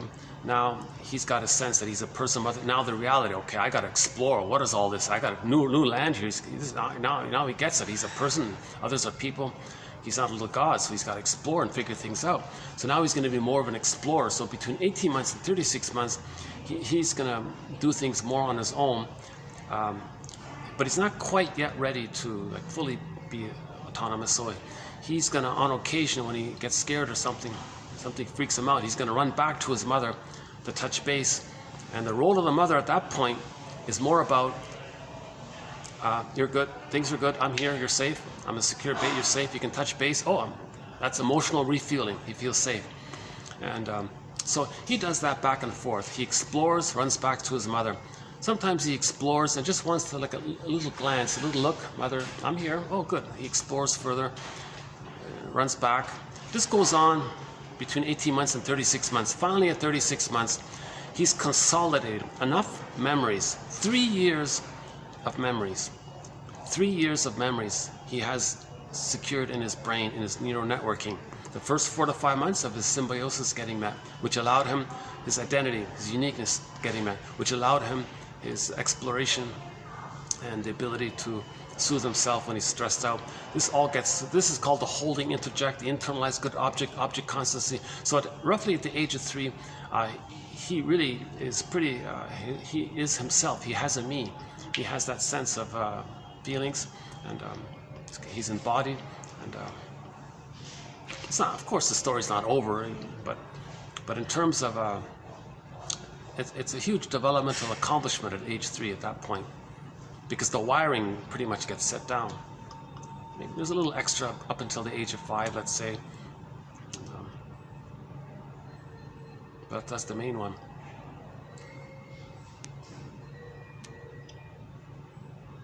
If there's trauma between 18 months and 36 months, those are the pleasers and the clingers and the codependents and the preoccupied ones. They still hold on to the I'm not okay, you're okay. Remember the stingers ones? They couldn't hold on to that. They clicked over, they identify with the aggressor. They say, I'm okay, you're not okay. That's a sign of more severe trauma. The people, the more sensitive ones who say, I'm not okay, you're okay, that's actually more closer to the reality, because they're still holding on to the painful, wounded soul. So they say they're not okay. They still feel guilty and overly responsible. And they're always trying to save others. Actually, our first quote is in relation to this. Why don't we do the first quote here? The client's attempt to cure the therapist's errors is a transference repetition of the child's hope to cure his parents' ailments or inadequacies so that the parent will better care for the child. So this quote was about the client was trying to save the therapist. So again, he thinks it's his job to save the parent. Actually, the clingers have that deep belief as well. But it's so hidden, it doesn't have any, it doesn't reach to that place, because their compulsion is to identify with the aggressor, do to others what the mother did to them. The deeper fantasy is that they're still going to try to save the mother somehow. In dysfunctional behavior, the person is going to stop being dysfunctional when the mother in the mind, the ghost, is going to change her ways. But the person believes, the self-image believes, the mother's only going to change her ways when the self cures the mother, saves the mother, heals the mother, makes the mother be a good ghost, makes the bad ghost be a good ghost or whatever. It's not going to work. but that's still sort of there. Now, so we're not going to see that with the stingers. They're just too enraged and too angry. But underneath it all, they still have that fantasy. Now the clingers, it's more overt. You're going to see it more overtly. The clingers are the pleasers. They're going to say, well, I'm not okay, you're okay. So they're always trying to save others, take care of others, and please others. And what do you need? What do you want? These kinds of things. Because they think they're not okay. Because again, they're still looking for a parent to resume development. They're still trying to reach the 36-month point where they can be more autonomous. They didn't quite. They're still dependent. They're stuck in that midway point. The stingers don't want to go further. They're just stuck in that first earlier phase. By the way, if a clinger marries a stinger, the stinger is thrilled, because the stinger, to be loyal to the mother who shamed them because they've become the mother. Okay, their only love is the mother, right? They're all mama's boys, of course. So the stinger, if it's the narcissistic pattern, they sing the song, find me somebody to shame. The bully pattern, find me somebody to control and dominate. The Iago pattern, find me somebody to damage. So that's how they feel safe and connected to the mother. If the clinger marries a stinger, the clinger is using a thing called sweet lemons. They're going to say, oh no, they're not sour and hurting me, they're sweet. So they lie, because they're trying to, they also have trauma. The clingers also have developmental trauma. They want to recreate the need for a good parent who will support their development. But the stingers are not there yet. They're nowhere near that. So the codependent finally, after 6 to 7 years on average, they finally wake up and realize, oh my God, all this time I've been taking care of him or her, and they've been shaming me and hating me and even envious of me and not seeing me and disregarding me and using me. Finally they leave and write a self-help book called Codependent No More. Stingers don't care, they just find another one. They use sour grapes, didn't need you anyway, so they find it. The stingers just want someone to shame, control, or damage. Right? That's their safety to the mother. That's their true love. They're married to mom. They can't marry the partner. They can't have abiding love, companion love with the other. They just want to shame the other because that gives them the chance to reenact what happened to them. They need someone to play the role of their lost innocence so they can shame themselves, seen onto the codependent, safe, substitute, pleasing person. Right? They're safe, obviously, right? If two stingers get married, yeah, that's a different story. But two clingers, I notice two clingers usually don't get married unless they're conscious. Then they can heal. So it's a very common pattern. The clinger marries the stinger. A very good thread of material is TQ 2535-9 on this topic.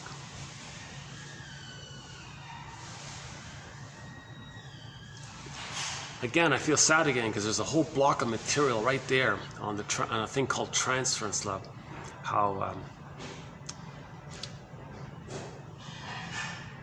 when there's unfinished business with the mother, if somebody in the present psychologically reminds you of the dysfunctional mother, you're reminded of the dysfunctional mother, then you revive the needed oneness you have with her. That's called falling in love. You fall back to that place. So this is transference love. You transfer the unfinished business with the mother onto the person in the present, and you fall in love like that. So you fall back because you transferred it forward, you fall back. And then now you revive the oneness that you needed with the mother. So there's a great hope like that.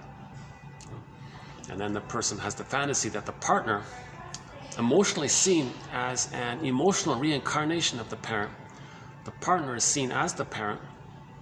The fantasy is that the partner/parent is going to be the good parent that should have existed in the first place in the nursery.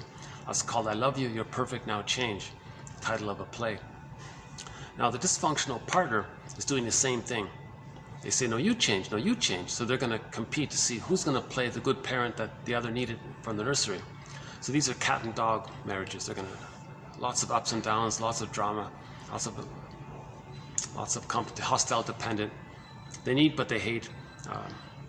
So we have a whole area around this 35-9. We did a 5-video special on this topic called transference love. It's not love, it's transference love. But yes, we can convert transference love to abiding companion love.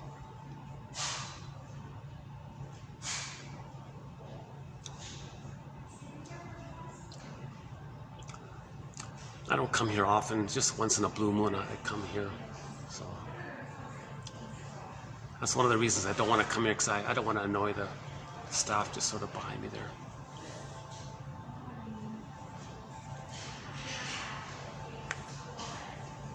Why don't I just, maybe I'll just lunge into today's quote. So today we'll be doing 3 TQ quotes, 25, 80, 6, 7, and 8. And the 3 of them represent just sort of an assortment of quotes on a variety of topics. So the first one that we did already, where the client was trying to save the therapist and make the therapist be a good therapist. That's a replay of the child situation of still trying to save the parent, cure the parent, heal the parent. Now the stingers wouldn't do that. The stingers would just shame the therapist to replay how the mother shamed them. Then the therapist says, okay, you're letting me know what kind of childhood you had. Sorry, you're letting me know what kind of mother you had and how it felt being with her, because you're putting me in the place of you, and you're imitating your mother, and you're putting me in the role of you as a child, and you're recreating, you're restaging the whole trauma thing. Okay? So the stingers are more in that area. Now the clingers and the pleasers, they didn't cross over like that, right? So they're just still in the original place of needing a good parent. So we overtly see the effort to make the therapist be a good therapist. The client's attempt to cure the therapist is a transference repetition of the child's hope to cure his parents' issues, inadequacies, so that the parent will better take care for the child. Huge concept, huge theory. The reason a lot of dysfunction doesn't get healed, I'll put it this way, to cure dysfunction, we got to fix this false belief that it's our job to save the mother. But this false belief comes from the frozenality of infantile megalomania. But that infantile megalomania, that grandiosity, only dissipates when the person's loved. So to lose that grandiosity, we got to engage in a forgiveness process. So the only way to stop with this false belief that it's our job to save the parent, hence no longer be dysfunctional, we got to forgive the parents. So number one of our major threads, forgiveness. YouTube, Bruce Springsteen, Independence Day, Toronto. Listen to the introduction to his song. That's a good start. Number 2, quote, Rosanna Deerchild, the more I learned of my mother's story, the more of a person she became to me. Number 3, okay, so see your parents as people beyond them being parents. Go back to the Bruce Springsteen introduction. Okay, your parents had hopes and dreams, didn't pan out, but you're still too young to realize that there were still some blessings from your dysfunctional home. So the dysfunctional home was painful, but don't think it was all bad or all good. You got to see the balance around it. The two sides of it. That's the issue, the two sides of it. Barry Grosskopf, heal your parents, forgive yourself. We got to honor our parents. But the true meaning, he says, of that phrase, honor your parents, the true meaning of that, the real meaning of that, is get their psychobiography, understand their psychology. Then you're honoring them. You're honoring them if you understand their psychology. That's the true meaning of that phrase. So how do we understand our parents' psychology? Okay, step 1. Find out your mother's favorite joke and your father's favorite joke. That's a good start. A simple, easy, good start. Pick up the phone. Hey, mother, you must have heard lots of jokes in your life, and maybe you've told some jokes, or you've laughed at other people's jokes. And what's your favorite joke? Come on, be honest, tell me. Find out your mother and your father's favorite joke. That's a key to the theme of their concerns, maybe. Find out their first, earliest memories. That's a little more difficult. Find out what their earliest, first 3 memories are. Now you can see that, because that could be like a repetition of their life. That could be like a description of their life. They're just replaying in reference to those first 3 memories. It's not perfect. Okay, and so on. And find out which insecure attachment style do they have. Are they more the stinger or are they more the clinger? Is there developmental trauma before 18 months or after 18 months, basically? What's their personality pattern? Do they have a personality pattern? Do they have one of the personality patterns based on the first 18 months or one of those post 18 months to 36 months? Or in the avoidant attachment style, who's more dismissing, avoidant, emotionally detached, more schizoidal? Who's more like colder that way? Or who's more of the ambivalent, like preoccupied, always thinking about you, trying to fix, more active, caretaking one? So who's more the clinger, who's more the stinger that way? Maybe both parents were stingers. Then the marriage was very devitalized, probably. Now the parents may have been victims of the plunder system, so now it's not their fault. So now you look to our thread on prejudice, because in the thread on prejudice, there's a sub-thread called the sociological factors that contribute to prejudice. Or a shortcut, the last video in the 3rd hour. Yeah, that'd be a quick shortcut. Because if the parents are victims of the plunder system, it's not their fault that they were traumatized. So that can help to forgiving the parents. The truth will upset you free. One of the most painful truths is, quote, "The greatest hurt of all, mother failed me." She failed. A lot of mothers are failing their babies. A lot of mothers are really big time failing their babies, big time. 90% in North America, by one estimate, 90% of the babies in North America are not getting a secure attachment style. That's a big time failure. So we got to understand why. Why are so many mothers misattuned, malattuned? What's happening here? Well, let's understand the issue with why the mother might not breastfeed. So we have one quote from 2 years ago. One woman didn't want to breastfeed the baby. The father freaked out and said, "What are you doing here? Why aren't you breastfeeding? You can breastfeed. The baby expects it. It's natural. It's normal. It's the role of the mother. It's the essence of mothering. It's the breastfeed." But you know what the woman said? She said, "Oh no, I'm in a battle with the men at the office. I want to use my new sexy power appearance to taunt them and get power over them. I got a revenge on the guys there, and they're all gaga over me with my new appearance."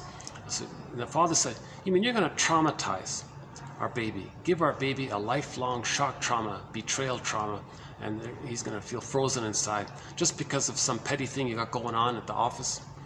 And the mother. So why would a mother be in that situation? Maybe the mother herself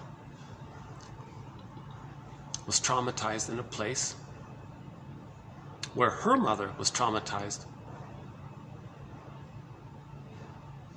in a place where the baby isn't able to care for the mother's feelings, where the baby doesn't have consideration for the mother. Point number 4 in yesterday's video. In yesterday's video, the last video, we did 23 points. Point number 4, for more on that one.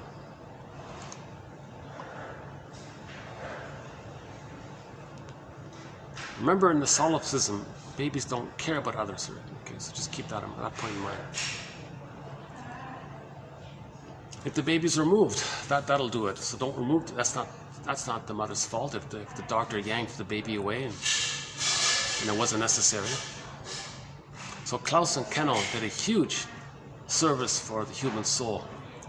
They corrected the abusive hospital procedures in the delivery room. They changed things immensely. Now a lot of babies are being given to the mother, thanks to Klaus and Kennel. So we have a lot of appreciation for Klaus and Kennel, and we talk a lot about their work there, one of our threads.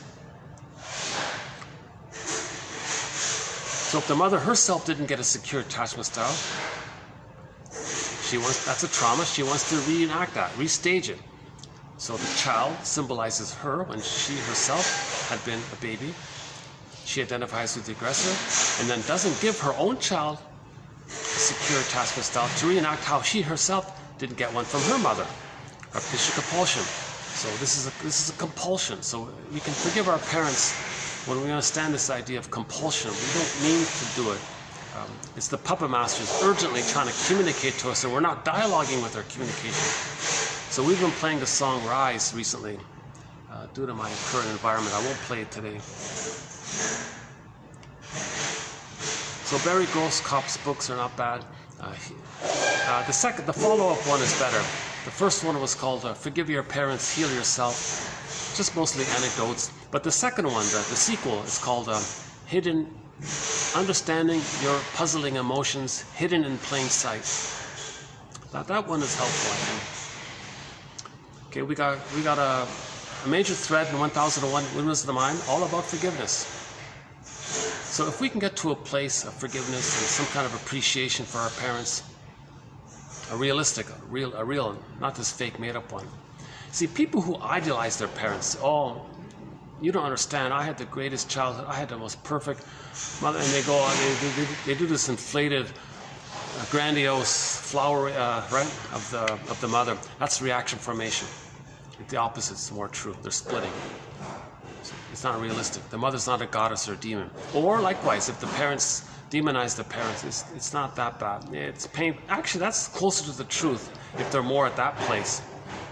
Finally, you want to bring the two sides together. The third side of the coin holds the other two sides. The coin is a circle. Understanding and it's continuous, just like understanding.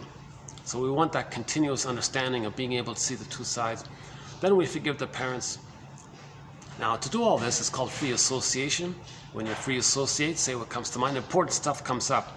Now you're going to grieve and accept the loss, accept that you didn't get a good parent, accept that you didn't have the mother that should have been there, accept who you would have been had you been loved, accept all the loss, accept the loss of all that time lost, the unlived life, the provisional life. Oh, that's a huge loss, all that time, doing this dysfunctional thing. Actually, in one quote today, in the one about hysteria, the lady said, let's see, the person may live through many dramatic events, but he or she may still experience life as somehow unreal. Relationships are established too quickly and with the wrong kind of person. Commitments do not last. With aging, the person may feel that he or she has wasted life by drifting through it. So that's we want to mourn that feeling that we wasted life by drifting through it. So we gotta mourn the loss of not enjoying the present. Again, the Greenberg movie in the last video, quote, you have trouble living in the present. So we gotta mourn that we didn't live in the present all that time. And we can mourn our parents' situation. It's a sad story of our parents being in that state. Knowing the truth that our parents had arrested development, that they were fixated and stuck, and very deeply, heavily using various strong defense mechanisms like projection, splitting, rationalization that cloaks it all, and so on. So we kind of feel sad that our parents are so compelled to use these intense defense mechanisms. So they didn't enjoy their lives as well, really. So reparation of the other leads to reparation of the self. Understanding the other, understanding the self, they sort of go together like that.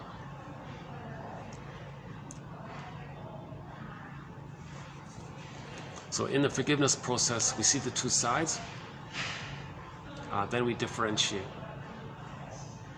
But the free association is called the yang, the active side of healing. We need the yin. The yin is the grief is healed when it's witnessed by a caring other. That's sort of the yin side of healing. So it's called the yin and the yang of healing. I'm just going to borrow that for now. The yin and the yang of the yin is that when you feel safe with someone, a caring witness, your friend who understands, who's been through there. Not a friend who says, they're there now, get over. A silver lining uses some kind of cliches just to, because they're uncomfortable, so they want to make themselves feel comfortable. So they squelch you and what you're feeling because they don't want to be triggered of their unprocessed grief. So we're not talking about that. So grief is healed when it's witnessed by a caring witness. And they reach the place of caring because they did it themselves, more or less, right? So when you feel safe with someone, your feelings come up. Now, free association is the active process to get your feelings to come up, but to allow them to come up, you need to feel safe. The presence of a friend is there. So we do need someone to talk to. You can't do this with your cat, or your golden retriever. It's not enough. You can't do it with a pet. You can't do it with your parrot. You can't do it with a bird. Can't do it with a woodpecker. Oh, the woodpecker. So we talked about the woodpecker in the last video.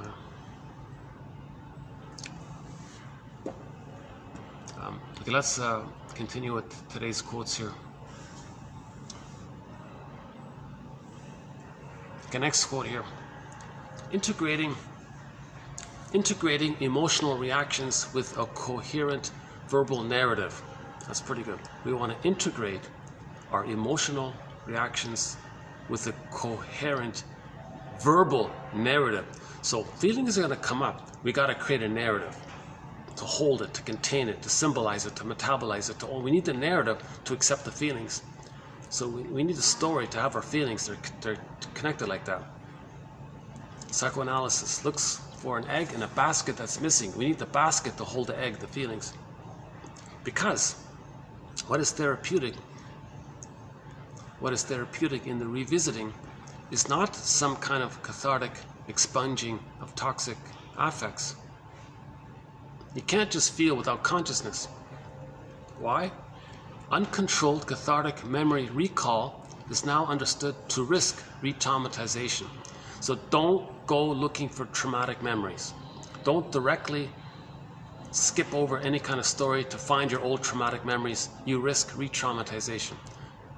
So you don't want, so you want to build the basket first, the knowledge. That's why we have these quotes. So yes, it does seem all in the head for the time being until we get some understanding. Then the feelings will come in.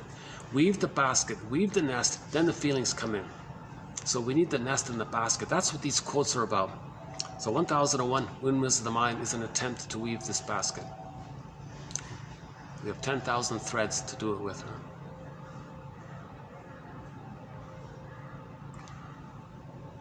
So what we can do is face our inner conflicts, face our patterns, face our repetition compulsion, how what we're doing is a symbolic replay of the past. We can call out our defense mechanisms. Okay. So is projection being used? Is goading being used? Is rationalization? So that we can do, because that's related to developmental area. But the shock trauma feelings, we don't directly look for that.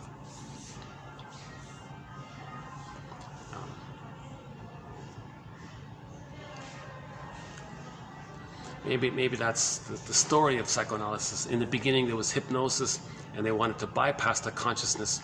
It doesn't work. So then it got upgraded. Okay, do free association. Do free association, because the person is going to hear what he's saying. He's going to listen to himself as he's speaking. So he's aware of it. So we're getting our narrative.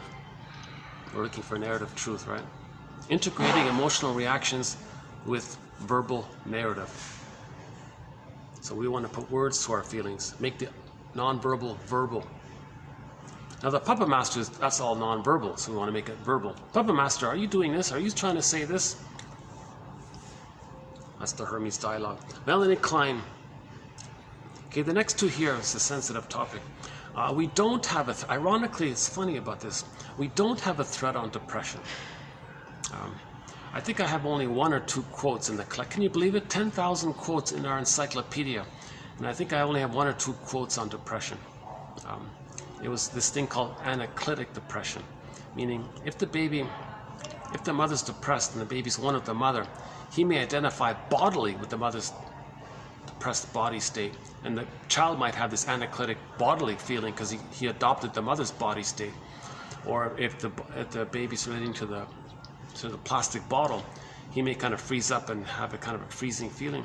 I don't know about that too much, so that's why it's very limited. So we don't have a thread yet on depression, but I am just slowly trickling in the odd quote here and there about depression. So we'll do two more here, because eventually I think I need to have a thread on depression. If this is going to be an encyclopedia of psychoanalysis, I'm going to need to get to that place, because I get the general idea that a lot of manic defenses, I get the idea of melancholia, like melancholia means pathological nostalgia, complicated grief, aggravated grief, prolonged grief, the derailment of the grief process, chronic sorrow, etc. One sec. Gee, this same fly that's been buzzing around the whole time is still here. I need to get a fly swatter or something. Hold on a second.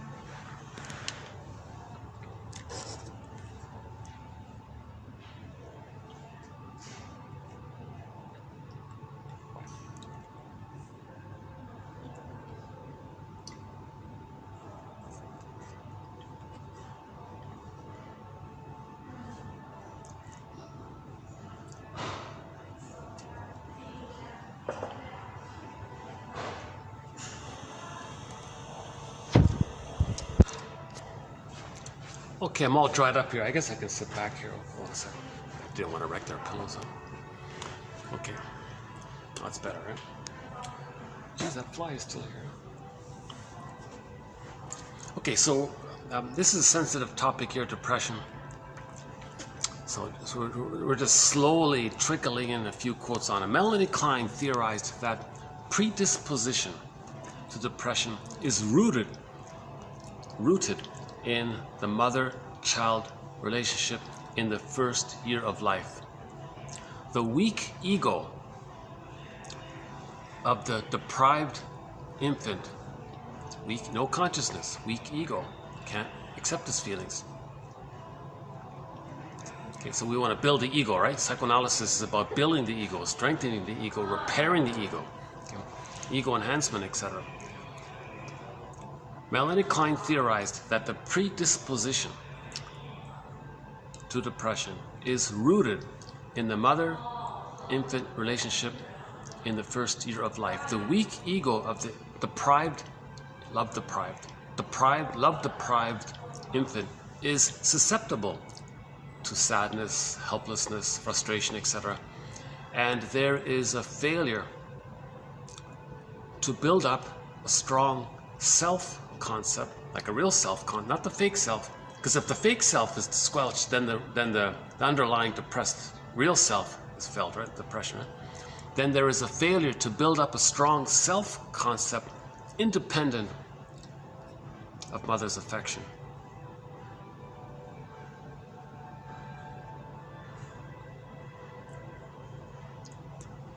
So never got mother's love, you have to be reminded of it.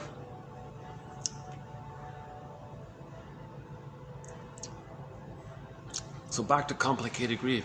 So we do talk about melancholia and all that. So the image of the self and the image of the mother are still blurred. The child never got enough love to leave the mother. In the template, there's still one there. Okay. That's a trauma. That means the golden ball got squelched. So later on at midlife, if there is some kind of loss, they're not going to acknowledge it. They'll deny the loss. They won't admit the loss because they don't have sadness accessible to them. So a loss is grief. Grief is what you feel when there's a loss. But remember joy and sadness in the Disney movie Inside Out got zooped away? The golden ball is a petrified frog, frozen woolly mammoth. The sadness is not available to the person. Of course they feel it, but it's not available. It's not consciously available to the person. So at midlife, to admit, hold on a sec. Geez, that fly's really been... I remember there's a cartoon. Isn't there a I forgot the name of it. There's a cartoon about a guy who struggled with this fly. And I forgot the NFB.ca. If you're going to go to NFB.ca, type in Summer Legend, about a Mi'kmaq fairy tale. That's a very good, with Glooskap. That's a very good one. We talked about that myth, the Summer Legend, the Mi'kmaq tale. The Mi'kmaq are the original indigenous people that lived in what is now sort of in the northeast of North America. But the Mi'kmaq lived there for like 50,000 years or whatever, and they had a rich tradition and culture. So they managed to save one of the stories called Summer Legend, and it's not bad. It's in the NFB.ca. Yeah, while you're there, the Bethune is a good story. That's one of the best documentaries. That's on the whole. One of the best documentaries that's ever been made about a famous person is right there, called Bethune, simply called Bethune. It's a good one, yeah. Got off topic there. Oh, the fly got me off topic. Oh yeah, because there's a cartoon about the fly, I remember. Okay.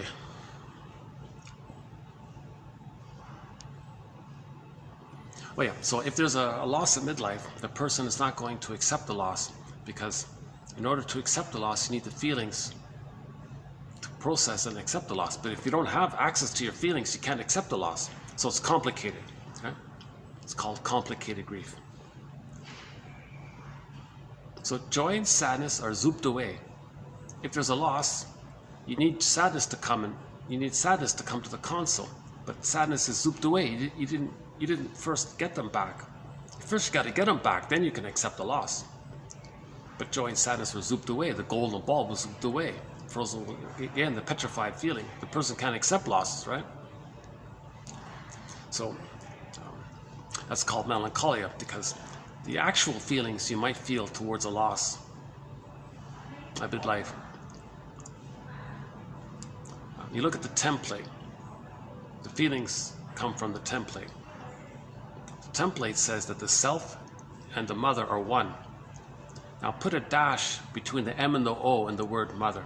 So to admit the loss of the other, the partner and your spouse or whatever, you got divorced, let's say, to admit the loss of the other, you look at the template, the emotional base there, whatever. Oh, other means mother, but mother is them. So to admit the loss of the other is like admitting the loss of mother self. It feels like you're losing yourself. You can't do it. That's complicated grief. That leads to melancholia, because the feelings you do have around the loss, you're going to direct it at yourself. So all of your anger and sadness and disappointments towards the loss to the spouse, you're going to direct it at yourself. It's called melancholia. So that is a kind of sadness. So now we have defenses again to not feel that pain, to not feel that kind of sadness. There's a thing called manic defenses. TQ 2476 and 77 are just on the manic defenses. So that's a whole topic there, another thread, the manic defenses. So of course greed, envy, repetition, compulsion, grandiosity, the contempt, and identification with the aggressor. So we talk about all the manic defenses. So manic defenses are defense mechanisms when they're more specifically related to not feeling the pain of a loss. Yeah. So we do talk about that area. It's called so we do have a major threat called complicated grief. It's a major threat, because if we can resolve this issue of complicated grief, all therapy is about helping the person to mourn. All problems in therapy is because the person can't mourn. The only way that they can mourn is if they differentiate. Now, how do you differentiate? You got to see the two sides of the parents. That's resolving splitting. So you got to see the two sides. That's honoring them. So when you honor your parents and see the two sides, then you can then you can mourn. See? So we do talk a lot about that. But the more deeper issue of depression, the more stronger one, at least we have this idea here, that it relates to the first year of life. Another one here. While Rado described depression as a quote, a cry for love, that makes sense. Otto Fenichel just characterizes depressives as love addicts whose self-esteem is generated by external supplies. So of course the narcissistic pattern, the bully pattern, the Iago pattern have a covert depression, but it's masked over by the manic defense of their personality. Their whole personality structure is a defense against the underlying depression. So Iago pattern, the bully pattern, lower functioning, a lot of these negative personality patterns, the whole structure is a massive defense mechanism to not feel the underlying depression. Because I think a lot of them, if their mechanisms wear out or they don't get a chance to exercise their hate, they might feel the underlying sadness. Then they got to fantasize oneness with the mother. So I think maybe the alcohol might come in there at that point, or the smoking or something. See, the codependents and the clingers, they're okay with emotional, with the cookies. But the stingers need something stronger. They need the alcohol. And that's my theory around that. Working hypotheses. Long way to go for this one. I got a long way to go for this one. Whenever we start I haven't started a thread. I'm not going to say that we're starting a thread here. I just want to, like I said before, trickle in a few quotes and get to a place where I think, okay, now we can start the thread. So we already have 55 threads on the go, but I want to anticipate that in the future we'll have some understanding of that one. Okay, next one here from Ariadne. Italy's most famous shrink, Ariadne. Some clients develop an attitude of total dependency. That fly is still there, jeepers.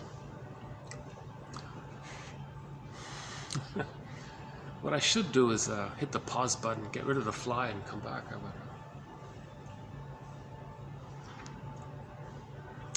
But I have this habit of doing all of my videos in one take. I do no editing. All of my mistakes, all my embarrassing moments, all of my bloopers are all, I just include it all in. My main agenda is to get the quotes out. So in each video, you click the more link or the see more link, you'll get all of the quotes for each of the videos. Plus, for convenience, if somebody would like to have the encyclopedia, this electronic encyclopedia of healing the soul from the point of view of psychoanalysis, the link is below. www.buymeacoffee.com/psychoanalysis. Only €4. Coffee is being used as a countable noun. So it's buy me a coffee, like one coffee, a coffee, right? It's a massive file. You're going to need storage on your phone or laptop or whatever. 10,000 quotes. It's an exciting collection of quotes. And so we're adding 3 more here today. Another way to get 1001 Windmills of the Mind, or most of it at least, is through the videos here on YouTube. Just click the more link or the see more link.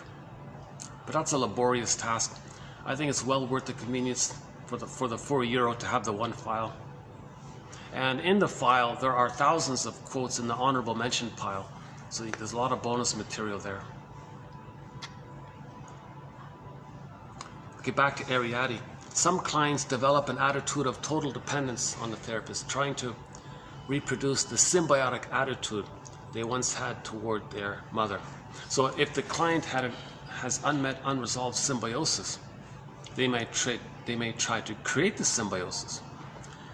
Helmut Kaiser says a lot of duplicity, when people are being duplicitous, vague, unclear, hedging, I mean this, I meant that, no, I meant that, you thought that, no, I meant that, I flipped it. When people are being gamey, Eric Byrne, his book Games People Play, when people are playing a lot of lies and games and manipulation, duplicity, all of that is ultimately meaning that they're trying to create the merging with someone. All of this lying and duplicity is because of unmet symbiosis. They're trying to create the merging because in duplicity, a person might project something, fantasize that what they said is a response to their projection. Oh, same mind, they're one together. So they're trying to recreate the merging, the one mind between the two, mother and infant. So if the client goes to the therapist, the client's going to try to create the symbiosis to resume development. They're stuck at that place of unmet symbiosis, the oneness feeling. So they're going to try to create the oneness feeling through the duplicity, through the games, etc. Eric Byrne's theory of the games. Some clients develop an attitude of total dependency on the therapist, trying to reproduce the symbiotic attitude they once had toward their mother. The client must soon realize that the relationship with the shrink is not a repetition of the old bond with the mother, but a new type of close relationship. So the therapist has to analyze. The therapist has to provide transference interpretations. You had this need, didn't get met.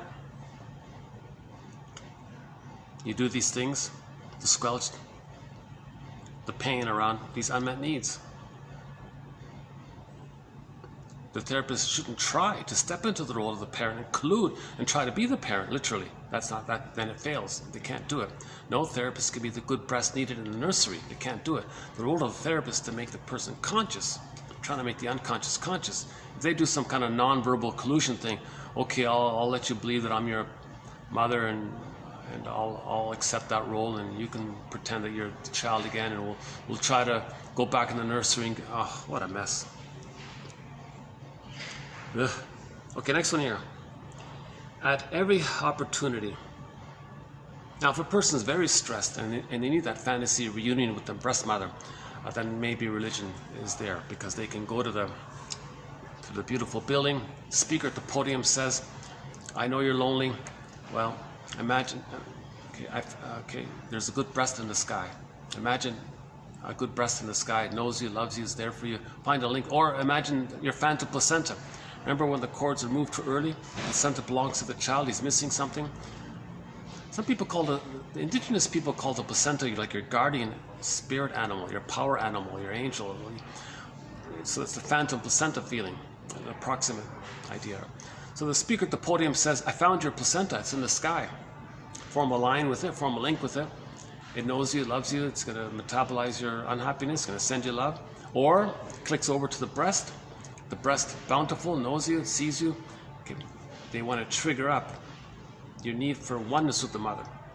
So the gambit of religion is to get you to idealize the good breast in the sky and feel that it knows you and you're one with it, and you're nursing up, and you revive the nursery time of when you felt at some point one with the mother, either in the womb or maybe partially afterwards. Now that, by the way, the problem with that is it preserves splitting. God isn't demon, good breast, bad breast. You're preserving the splitting. You're not trying to resolve the splitting. You're entrenching the splitting. Hence, religion is a tool of the plunder system, because religion, it promotes splitting, which is needed for the prejudiced personality, which is needed for the pillaging. So we have a whole thread about how religion is a tool of the plunder system, which is in our sociological, that part belongs to the sociological sub-thread, to our main thread on psychoanalysis of prejudice.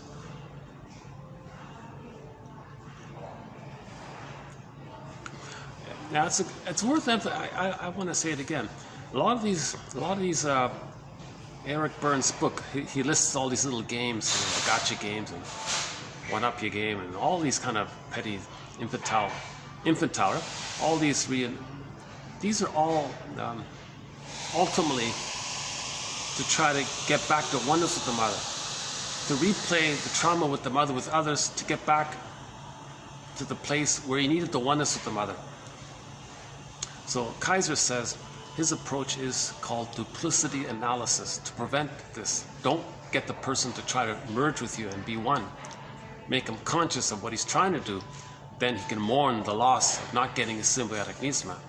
So we want to build our own mind to accept the loss. So build a nest, the egg will come. Let's just jump to the next one here.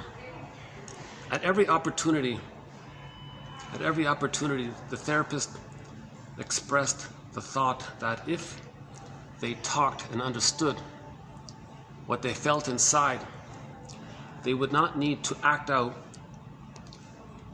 and could thereby control their lives.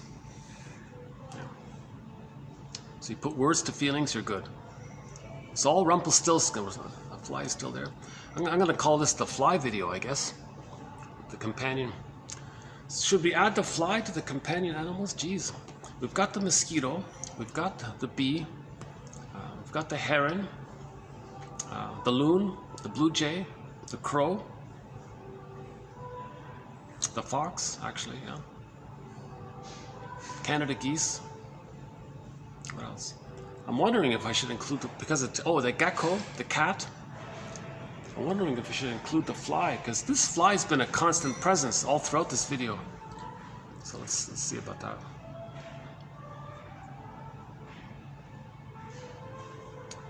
At every opportunity, the therapist expressed the thought that if they talked and understood what they felt, they would not need to act out and could thereby control their lives. So we act out because we don't have words. If we have words, we don't act out. That's a simple way of putting it. We're acting out in search for words. We're acting out and repeating and reenacting. Okay, transference, acting out. Duplicity, these games, duplicity, that's acting out. Okay, because we're searching for narrative and words. Yeah, one of my regrets is not paying close enough attention to back in my schooling days to develop a more advanced vocabulary and having more words. Okay, next one here. Oh, here's the one about compulsion to choice. The ultimate goal of treatment, defined rightly by Sutherland, 1962, is to replace compulsion with choice. Compulsion, that's the acting out. We want to get it to choice, conscious choice. From traumatized infantile repetition compulsion. Now the parent ego state is just is the child still, right? We want to get it to the adult one. Those with the BPD, okay, BPD pattern. So I'm just temporarily going, so the BPD, I'm temporarily going with Grotstein's version of the BPD pattern. I'm calling it the Swiss cheese narcissistic pattern. If the narcissistic pattern, if somebody has the so the BPD is if somebody has the narcissistic pattern, they're pretty consistent in their constant fake hate and their hate and spite and cynicism. They're pretty consistent in their hate like that. If there's holes in it, then they regress back to the bully pattern. They're more belligerent. Okay, so that goes back and forth like that. That's the chaos of the BPD pattern, the Swiss cheese narcissistic pattern. Those with the BPD pattern,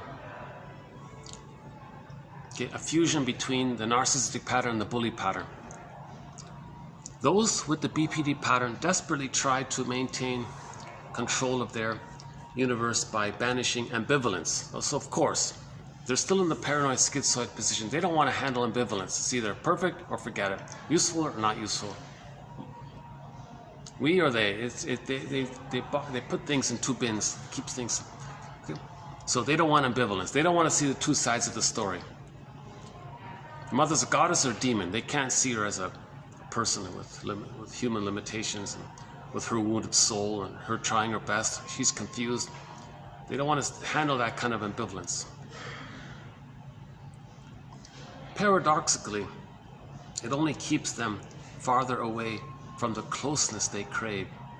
So if a person does engage in splitting, they're not going to achieve closeness. A lot of people want intimacy, but they're gonna reject it, because to have intimacy, you got to see the two sides of the person. But that's too difficult because they don't have the template. They don't have the template of seeing the two sides of the people. The template, the psychological template to see the two sides of the people is called differentiation. They don't have that template, so they don't get closeness. They're just going to repeat the trauma that led to the either or all the time, all the drama. So there'll be lots of drama, but there won't be any closeness. Splitting is the primary mechanism that underlies most borderline behavior. Now the higher functioning in borderline is a little different, and the lower functioning borderlines. Here's here's two examples of interpretations, just some mild ones. Quote, Shrink says, quote, that makes sense. That makes sense if that was the only way emotions were expressed in your family. That makes sense, what you're doing now, what you're saying now, what you're feeling now, what you're going through now. This all makes sense if that was the only way emotions were expressed in your family. The template. If that's your template and you're replaying the template, superimposing your template, forcing the present to fit the template of the past, okay, so it makes sense that you're going through what you're going through because all you know is the past template. That makes sense if that was the only way. What you're saying, I don't know, I forgot the whole context here, but quote, that makes sense if that was the only way emotions were expressed in your family. Reverting to old ways of relating that existed between your mother and you suggests the possibility that when you're upset, you might confuse your relationship with your husband with your relationship with your mother. So the template she has with her mother, she just superimposes it onto the relationships in the present. So it makes sense. Something like that. Okay, next one here. Quote, it feels disrespectful when your daughter Sarah chooses her own lifestyle, her hairstyle. Oh, the mother freaked out that the teenage daughter had a freaky hairstyle or something. Shrink says, quote, it feels disrespectful when Sarah chooses her own hairstyle. You get so angry that you find a way of making her feel what you feel. But then neither one of you feels respected. Lose-lose, right? It's hard for you to let Sarah be a separate person and make her own choices without feeling rejected. So So the mother thought the daughter was being too autonomous. So she felt betrayed and rejected. So she freaked out at the daughter's expression and rebellion against the mother. Something like that. So we have a whole thread on this complication between the mother and the daughter. When the fusion is still there between the mother and the daughter, she has the electric complex. The mother has the Jocasta complex. The daughter, who's the victim of this, she ends up with the electric complex. Now the daughter with the electric complex, when she grows up, she's going to have the Jocasta complex. Now if she has a Jocasta complex, she has a son, that son's going to end up with the mother complex. So the boy with the mother complex, when he grows up, okay, and he rejects his son, let's say, he has the Laius complex. So this is the whole Oedipal thing. So we want to upgrade this whole myth of the fusion with the mother, the Oedipal. So the Oedipal story is the Jocasta story. Jocasta, Laius, Electra, Oedipus, this whole fusion there. Okay, we want to upgrade all this to healing this. That's called Odyssean. So we want to make the transfer from the Odyssean family lifestyle to the more Odyssean family lifestyle, where people are healing and communicating, making I statements and expressing, this happened and reminded me of something, and I want to talk about it. Mutuality, and I want to hear what you say. I want to understand this. We want to move from this extreme judgmental either or. In other words, we want to move from the paranoid schizoid mode of experiencing into the more mature depressive mode of experiencing. Okay, the insecure attachment style to the secure attachment style. Anything other than I'm okay, you're okay, to I'm okay, you're okay. We want to make this healing developmental progress, right? Because if we're stuck in the older one, we got to lift the anchor on that and resume development to the more advanced one, right? Okay, we talked about projection before. This next one's on projective identification. The source point of projective identification is at the nursing time. The baby sends a signal to the mother. That means the mother, from the baby's point of view, is going to feel what he feels because the one there. Now, the mother is a separate person. She picks up the signals and provides the loving response. So baby cries, mother gets it, she responds, baby is soothed. If this has failed, okay, repetition compulsion, how do they replay that? How do they replay that in the present? So in the present, others will be in their unconscious fantasy, symbolic breast. They want to goad the breast to feel what they're feeling, with the fantasy that they can change the past, invent a time machine, go back in the nursery, change it, get it right, come back in the present, have the wiring laid down, so then they don't need to goad people. So projective identification means a person who feels something and they don't know they feel it, they want to goad other people, induce, trick, push their buttons, add salt to their wounds, get others distressed, manipulate others, get others to feel what they're not feeling, what they're feeling but can't feel. Get others to feel it, then it's externalized. That means in their fantasy they're communicating what they're feeling with the fantasy that somehow the person in the present can maybe invent a time machine, take the two back to the nursery, the person in the present morphs back into the breast mother, the projector becomes the baby, the breast soothes the baby, gets the wiring laid down, they hop back in the time machine, come back into the present, morph into their respective positions, and the projector says, hey, wait a minute, I can soothe my own feelings. I don't need to push you to feel what I'm feeling, because I know what I'm feeling and I can soothe it. I don't need to get you to feel what I'm feeling. Getting someone else to trying to externalize and see outwardly someone displaying and expressing something that you can't feel yourself. It's called projective identification. So you project it onto them and then relate to them as if they have that. And that puts a pressure on them, and then finally you trick them to express it. Then you go, aha, I knew you feel that. I knew, right? Projective identification is the process of externalizing a feeling or attitude, projecting it onto another person, then relating to that other person in a collusive manner so as to encourage them to display the qualities that are being projected onto them. An example would be an angry person projecting his or her anger onto the spouse, then behaving in such a way as to encourage the spouse to be angry, thus confirming the validity of the projection. See, they want evidence that reinforces it. Then they don't feel it within. See? Baby felt something. Get mother to feel it. Mother provides love. we're all good. The cycle's complete. If that cycle failed, it's blocked, repetition compulsion. Goad others to feel what they're feeling, but the cycle can't complete. And they're stuck there. It doesn't work, but they've externalized it, and they get some benefit, so they're going to keep on doing it.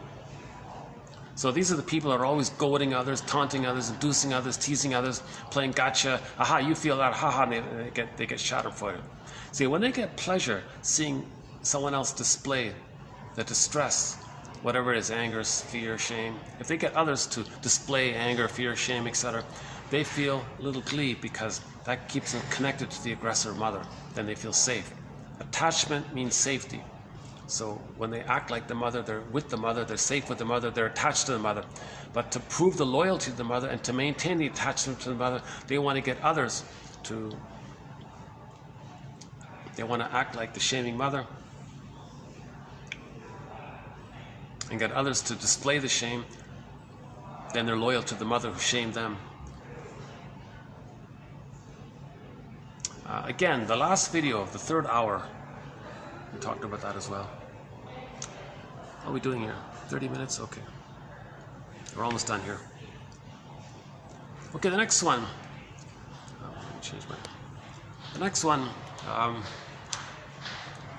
Also, I'm going to experiment with eventually creating another new thread. The so-called histrionic thing. What caught my attention about this histrionic thing? See, no one likes to use hysteria anymore, right? The phrase hysteria. So they softened, they watered down the term. Now they call it histrionic. Okay, it's a little softer, right? But it's more or less the same idea.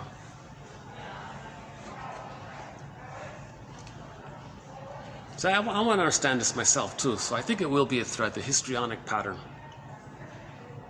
So I'm just going to start off with a couple of quotes on what I believe will be a new thread in the future. So this is our first go at this histrionic pattern.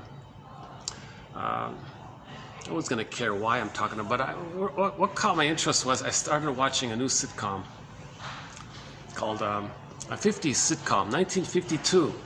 A pretty good sitcom from 1952. It ran for 3 seasons, 52 to 55, called I Married Joan. This Joan woman is very histrionic and creates lots of drama and seeks attention by a little childlike, also narcissistic, but sometimes she's kind and caring. Intelligent woman, creative woman, but why is she acting like a child all the time when she has this natural intelligence? What is with this emotional need to be the center of attention all the time and creating drama to do so? And interesting episode.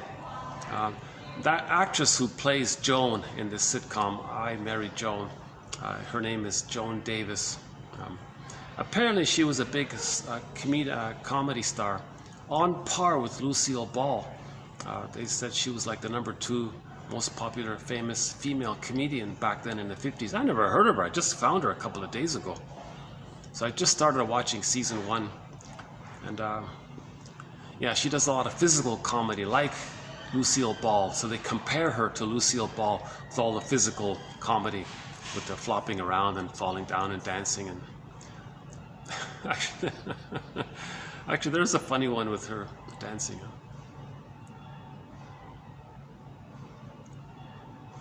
I just watched the episode entitled Dreams. That's a pretty good one.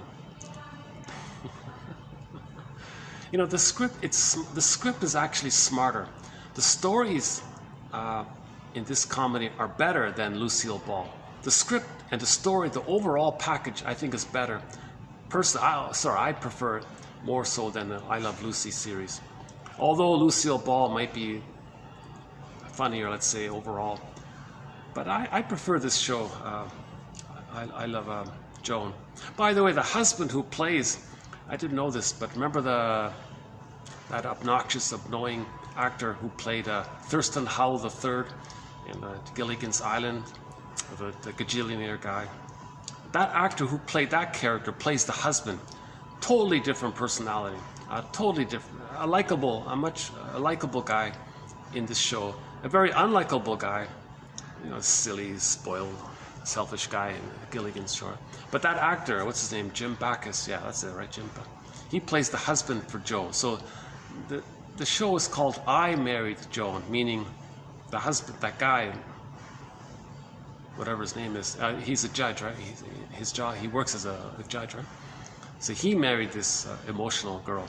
So it's a very stereotypical setup. He's very formal and serious and has to be adult-like all the time. And she's the emotional child, but she's creative and fun-loving and plays games all the time. So she expresses some life for the guy who has a kind of a serious life. And the comedy's about him always being okay, being the good parent for her, allowing her to be the hysterical child because it provides some life and vitality for his life. So in other words, she's a proxy for his feelings. She expresses his feelings for him, and he expresses her need for some stability and regularity and rules and order and all this. So it's a fairly typical arrangement. But in some of the episodes, she really goes over the top, and so she seems to have the histrionic personality pattern.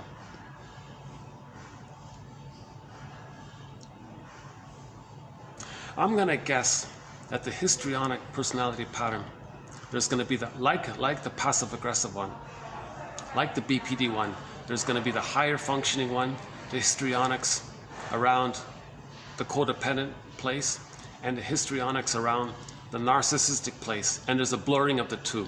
So I think this woman here in the show has a fusion of the histrionic pattern from the codependent place and the narcissistic place, because in some episodes she's extremely narcissistic. Actually, very often she's very narcissistic and just all about her, very self-centered, doesn't care about the other, just uses the other all the time. Doesn't really see or care about them. But sometimes she is quite caring and kind and all that. So I think she does have the codependent place. So there seems to be kind of a fusion between the histrionics from the psychological mind of the codependent pattern and the psychological mind of the narcissistic pattern, and there's a blurring of the two. Now the histrionics is just the dramaticality, the dramatic expression of those two. But the psychology is a merging of the codependent pattern and the narcissistic pattern, which is different from the BPD. The BPD pattern is more aggressive. The BPD pattern can go back to the bully pattern. But Joan here, she's not really that much of a. She jokes about it maybe sometimes. I don't think she's really the BPD. I think she's more the histrionic. In other words, put it this way: the histrionic is BPD light. How's that? Because it doesn't regress back to the bully pattern or the Iago pattern. She's not that cruel, in other words. She's never that cruel, put it that way. But she's manipulative, she's lies a lot. So that's the childlike dramaticality of wanting to be the center of attention.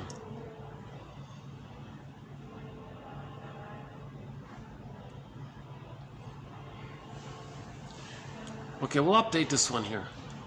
Okay, so we got a couple of quotes here. The histrionic or dramatic state of mind, like theater. She's always like an actress in theater. Okay, the histrionic or dramatic, it's not just for women, it can be for men too.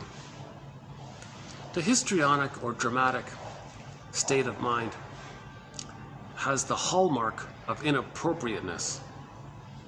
Yeah, in one episode, she charged into the courtroom to get something that she wanted from her husband while he's busy at work. Very inappropriate. So they're selfish, they're like a selfish child like that. They'll just run in, and the parents are trying to do some work. The child is interrupting it. In the wrong setting, the person presents. So for example, they can be in the wrong setting, they can present themselves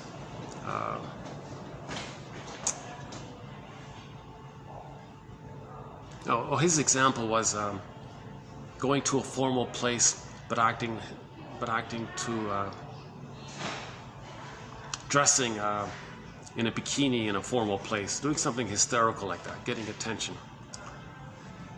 Or the person presents needs or handicaps in the wrong context, asking for sympathy when there are other pressing issues that require working cooperation. So it's just about her, right?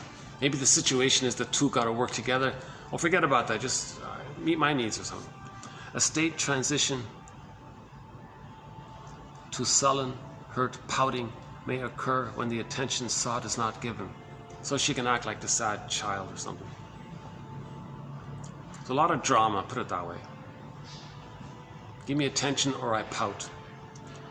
Dramatic repetitions. Oh yeah, histrionic. So you'll see a lot of this, the Karpman triangle, right? The victim, aggressor, rescuer. And you can see that with her. Sometimes she'll play like the victim, then she'll be the aggressor, or she'll be the aggressor, plays like the victim, but sometimes she can be the rescuer. So you'll see that drama all the time with them. One minute she's the victim, next minute she's the aggressor, next minute she's the rescuer. Dramatic repetitions of the Karpman triangle, victim, aggressor, rescuer, scenarios may be enacted without clear conscious awareness of what is happening and without self-reflection on how and why it's happening. So they're not conscious of it.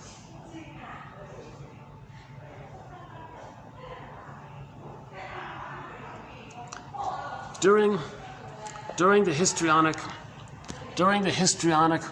or dramatic state of mind, the role relationship model that is used to organize experience and action may schematize the self in a role such as a sexy star, a distressed or wounded hero, a worthy invalid, or an appealing but neglected waif. It's all these different characters, right? A person with a hysterical personality is not consciously aiming to deceive and is unaware of any fabrication. The person may be hurt at being treated as inauthentic. So they think their behavior is normal, it's natural, it's who they are. So acting like, so somebody says, this is just a racket what you're doing. They may be enraged because to them this is all real for them. This is all live and real for them. They don't realize that they're projecting, that they're transferring the past and the present.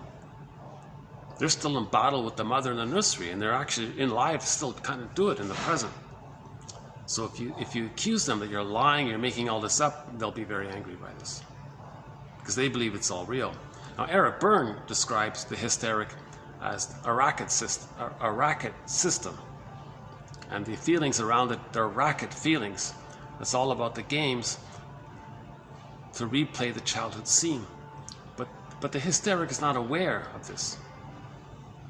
So we're all hysterical to some degree. That was one of the points she made. To some degree, we're all hysterical. Anybody who's dysfunctional and neurotic is a little bit hysterical in that sense. If we're replaying the past and the present, that's a little bit hysterical. Histrionic. Because we're dramatizing, we're doing a staging thing. Again, with the drama. So repetition compulsion. We reenact the painful experience with the mother in the first year. We reenact it like a staging thing in the present. So it's not really real, but we're acting emotionally like it's real. So it's a racket. So we're hysterical that way. But the histrionic is deeply, constantly doing it, seems to be. Or it's more pronounced, or it's more noticed. Or more of her life and identity is based on doing it. Or maybe it's just one version. If we're all hysterics, if all neurotics, meaning 90% of us in North America, let's say, are mildly, overtly, mildly hysterical, histrionic. Some are just more pronounced in it, more exaggerated. Maybe there's a more, maybe they have more talents to get away with it. Maybe they have more charm in it. And a lot of histrionics are charming and funny and all, and like her in the show here, she can be kind of charming and funny and all that, right?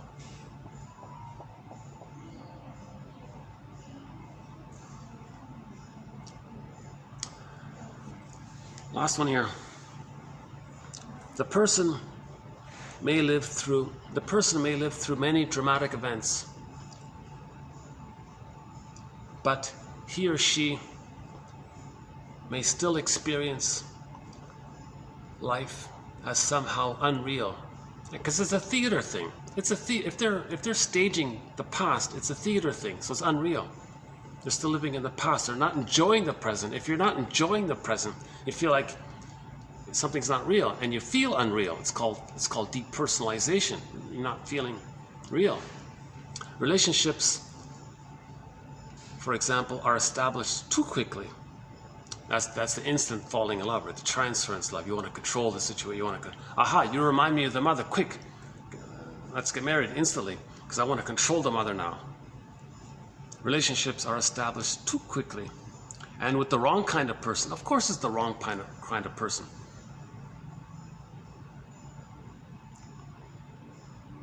Who would want to replay the dysfunction with the mother? Who would want, if a person had a painful, shaming, dysfunctional mother, why would someone impulsively want a partner who's just like that? Why would they want to replay that? But unconsciously, they do, because then they think, aha, you're perfect. Now I'm going to get you to change. Now I'm going to use duplicity, all these games and hysterics. I'm going to get you to change. So, and in that show, I Married Joan, she said that one time, you know, hubby, I'm going to get you to change. I want you around. I want to wrap you around my little finger, she said. She wants to control the guy. Commitments don't last, of course. And they have like a thinking disorder, right? They don't keep their thoughts. Commitments don't last. With aging, the person may feel that he or she has wasted life by drifting through it.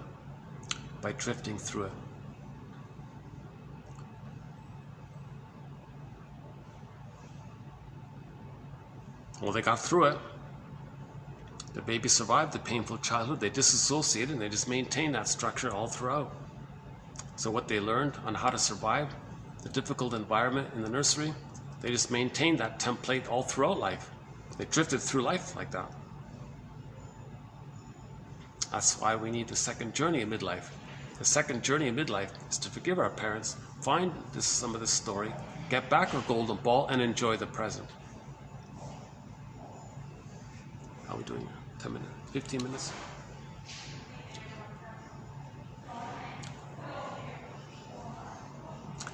They put up with me because I'm a regular customer here, but it's a little pricey to keep coming here.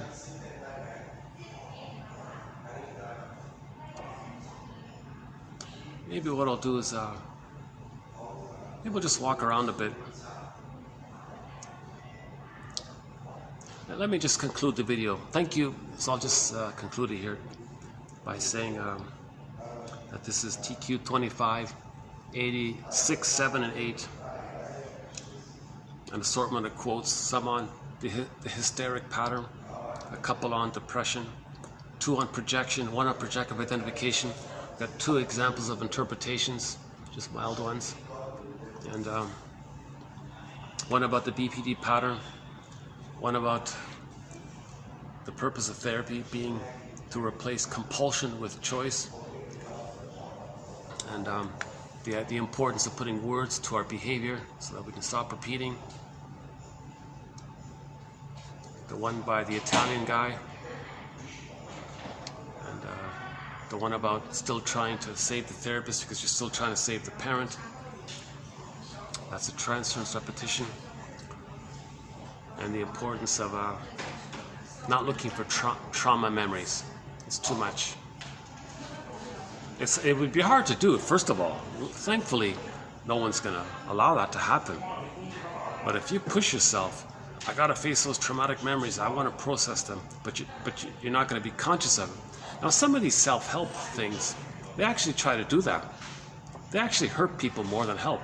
Some of these self-help weekend workshops, from what I can tell, and from the little, very limited experience I have of them, just a micro sample of it. You know, the famous relive your birth experience. They think that there's a way to do some kind of relaxation exercise and breathing exercise to regress you back somehow and get you to relive it. But no one knows that's what they're doing. It's not explained to anybody. And then someone might relive it and they're disturbed by it. And it just, they weren't ready to face those feelings. But most people aren't going to go there anyways. It's not going to work anyways. But on occasion, it might happen, and that person's going to be worse off. Plus the disappointment that you trusted so-called therapists, and they had no clue what they were doing. It was just, they just engaged in some kind of dramatic, hysterical trick to get your money or something, make it look good. Give the illusion that you're doing something, maybe. So Masterson makes it very clear, don't look for shock trauma memories. Don't directly look for any kind of memories in general even. Don't even look for memories. Keep it simple, don't look for memories. Don't look for unconscious repressed memories. Don't directly look for them. They'll come up on their own. The wounded, frightened inner child huddled up in a corner, frightened, shaking, shivering in the cold, he'll come when he feels safe. If you approach him, he'll just climb up even further and try to escape even further. Okay, in the myth or a fairy tale, that'd be like a cavern down another cavern, a cave down a tunnel, down another tunnel, down another cave. It just keeps getting further and further away. Okay, you need to create like a safe, warm fireplace and a safe, warm place. Then the child might want to voluntarily come to the safe place. So make it safe for yourself to feel. Build a nest, build a basket, create an inner home for yourself. Then Penelope comes. Okay, so Odysseus got back to Ithaca, but Penelope didn't appear at first. Remember Odysseus, when he finally got back to Ithaca, his soul castle, his embodiment, the feeling, it took a while for Penelope to come back. So I feel, therefore I am. We all live in a psychic house called a soul castle. This is seen in the story of Orestes. The Furies became the Eumenes, the sentries to the soul castle. That's the image of I feel, therefore I am. So again, don't look for memories. They'll come up on their own. If you read a quote here and you get a dream, that's normal. That's the right way to go. Okay, let's spend the next 10 minutes doing a little walk around.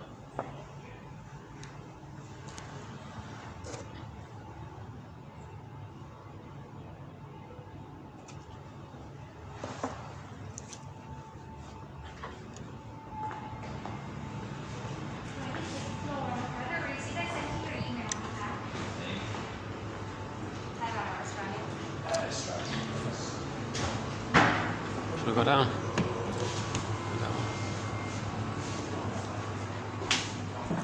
I guess we can go down now.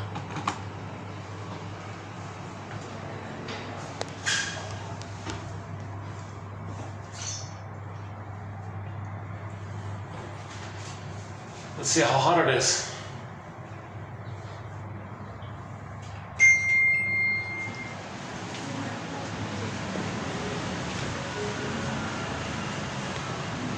Oh yeah, it feels like it's in the maybe the mid 40s or high 40s.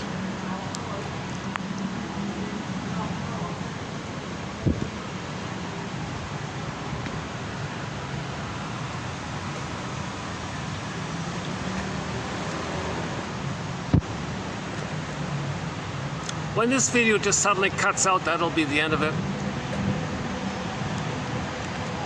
Despite my mistakes and little clumsy distractions and things, the fly and all that, I hope some of this material has been of interest and curiosity and provoked curiosity. I very much hope somebody will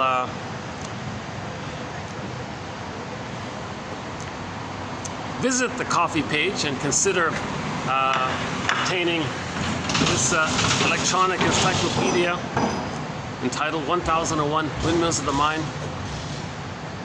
10,000 quotes. I believe this to be among, up there, the best quotes from this perspective.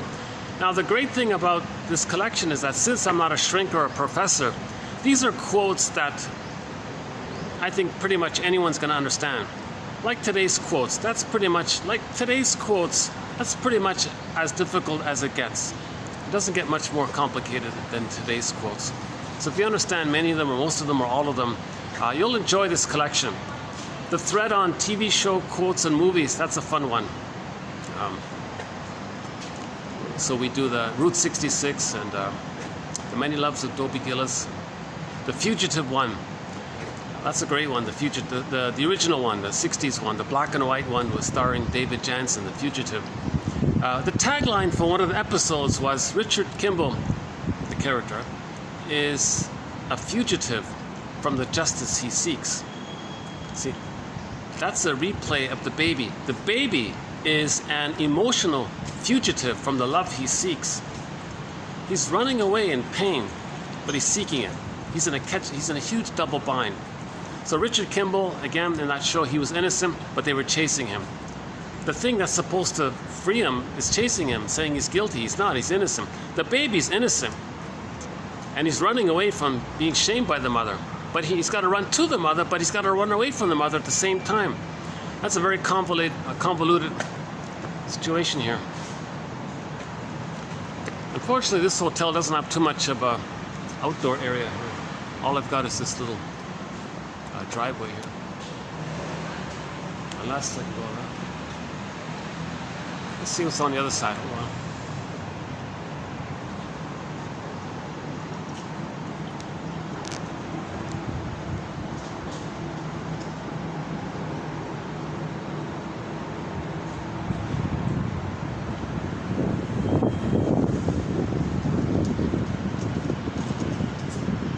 Okay, let's just stay over there then, yeah, okay.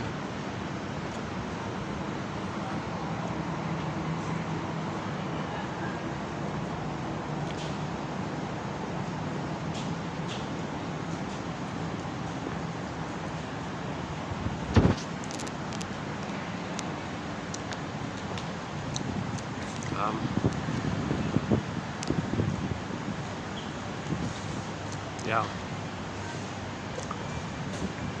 Emotional eating is another thread. The body bears the burden, another thread, psychosomatic one. Every defense mechanism is a thread, like projection and rationalization, reactive formation, and so on.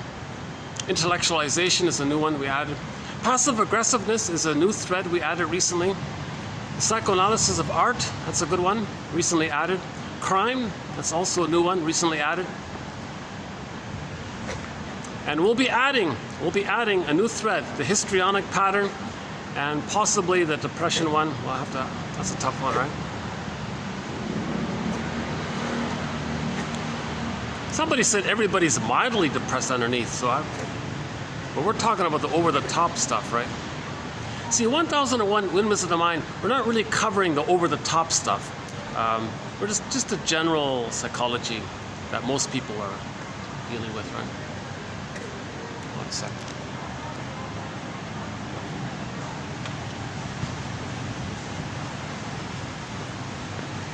What about here? Okay. Just hang out here a bit. This is the smokers section.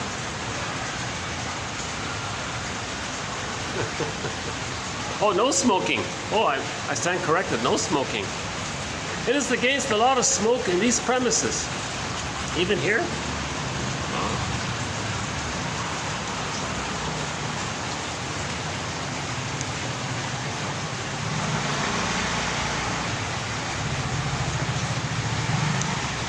Be like water. Yeah, we talked about the last video. Yeah, we talked about water a little bit in the last video.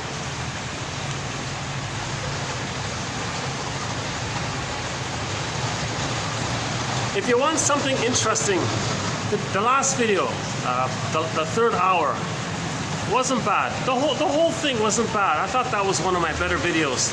Yesterday's one, the one prior to this. It just got uploaded, literally just like 5 minutes before I started this video. It just got uploaded.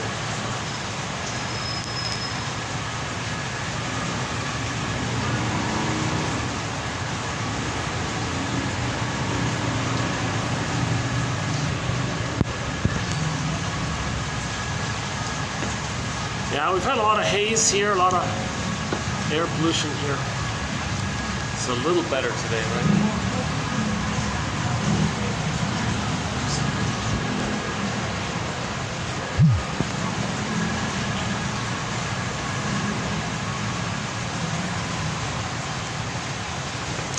Any final thoughts here? The comic psychoanalysis, that's a great place to start with psychoanalysis. The comic. That's a fun, easy way to learn about psychoanalysis. Get the comic psychoanalysis. The original run of psychoanalysis, the comic, was back in 1955. Only 4 issues were put out, but they covered 12 therapy sessions using 3 fictional clients. They cover unconscious guilt, repetition compulsion, transference, emotional eating. Actually, they cover overeating, yeah, being loyal to the mother. That's in there as well. Family systems therapy. It's jam-packed with psychology, and it's colorful. It's nice, and the artwork is pretty good. It's available through darkhorsepublishing.com. It's well worth the $20 they're asking for it. So it got digitized just 3 years ago. 3 years ago, they digitized psychoanalysis. I consider that a huge boost to healing. Again, if we heal the inner, the outer gets better. So if people understand themselves and know how what they're doing in the present might be some kind of communication about the past, still living in the past, infantile past. Okay, if we heal some of this inner life, then we can be our normal, natural, I'm okay, you're okay place. A lot of people are not operating out of I'm okay, you're okay. As seen by the elders. Where are the elders? They're mostly still enraged infants. Meaning if they're crusty and curmudgeon and bitter and stingy and grouchy and all this stuff, they didn't become an elder, meaning they never differentiated. They're still one with the mother. The curmudgeon is still one with the mother. The curmudgeon is still a mama's boy, you see. And he sees his shaming mother everywhere. You know, he's in battle with his rejecting mother all the time. Or he's imitating her, shaming his woundedness onto the world, hocus pocus, double focus. When he acts like the mother, he feels victimized by the mother because of the fusion in there. Again, yesterday's video about hocus pocus, double focus, auto-hypnosis, this issue of doublethink. Doublethink, interesting one. Therapists, refer to doublethink for the purpose of healing, but in repetition compulsion, doublethink might be used as a game to try to recreate the fusion with somebody, the symbiosis and the oneness with somebody. It can't be done. Nobody in the present can offer that. The closest thing you can do with that is in the honeymoon phase of marriage, people revive the old symbiosis they needed, but then they got to be conscious that that the marriage is like they're going to replay the first 3 years in effect. So learn about the first 3 years, because in the honeymoon phase, they're both in the symbiosis. They recreated the oneness. Now, one's going to hatch out first. The one that's still in it feels betrayed. Okay, no, don't freak out. Just know what's going on, be conscious, make I statements, and then transference love can be upgraded to abiding love, companionate love, like working together as a team, like lab mates to heal each other's soul, like they're friends that way, right? Like they're both going to be co-therapists. They're both going to be co-therapists. Like in that sitcom, imagine that. They read these brochures and they were trying to heal each other.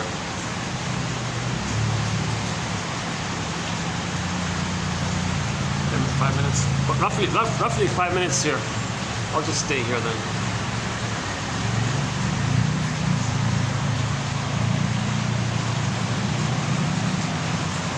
The bamboo's nice, eh? All right.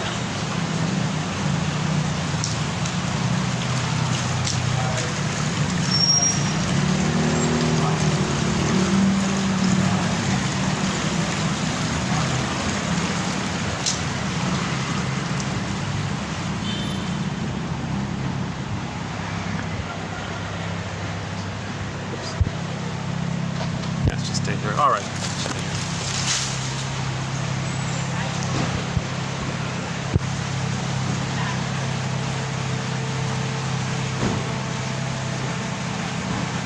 Every time I see a yellow taxi around here, I'm reminded of the song Big Yellow Taxi. Yeah, so when it's gone, it's gone. Find out your mother's favorite joke and your father's favorite joke before they're gone, because when they're gone, they're gone. You won't get it. So everybody over the age of 35 needs to work towards building a psychobiography of their parents. Do it before they pass away. Big Yellow Taxi, when they're gone, they're gone. So you have a chance to forgive your parents. It's easier to forgive your parents if you know their story. It's easier to get their story if they're still around.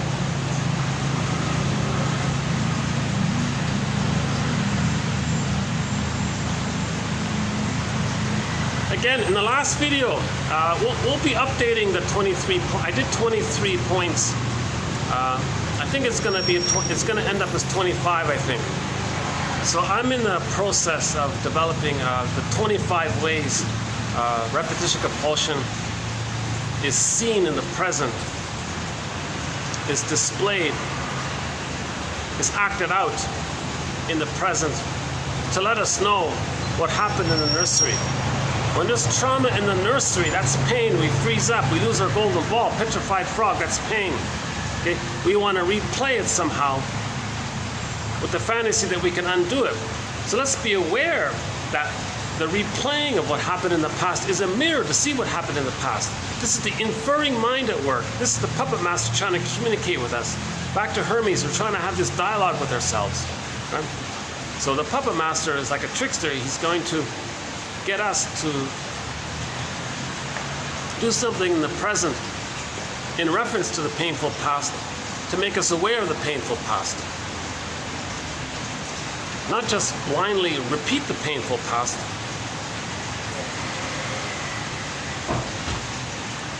Because that's dysfunction, that's still being loyal to the mother in the mind. That means you're still trying to save her, but you can't. That means you're still trying to you're still waiting for the ghost of your mother in your mind to change. The ghost of the mother in the mind is not going to fly out to find where the mother is. Let's say the mother's 6 feet under. Hey, wake up, mother, exhume. I got something to tell you. We got to invent the time machine. Go. All these kinds of things are not going to happen. And plus the person thinks it's only going to happen. That fantasy is only going to happen if the other fantasy of trying to save the mother is going to happen. It doesn't work. Repetition compulsion doesn't work. A person can have 20 lifetimes. For example, we dumped 10 billion tons of plastic into the ocean. Let's say we dump another 10 billion tons of plastic in the ocean. It's not going to change what happened in the nursery. So for more on that, again, the last video, the 23 points.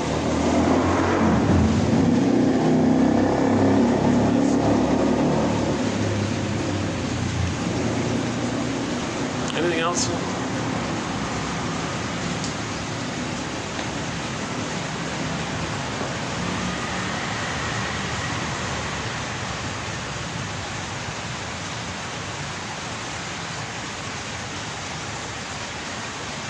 Well, this video will cut out any minute here. I'm not sure how to end this video today.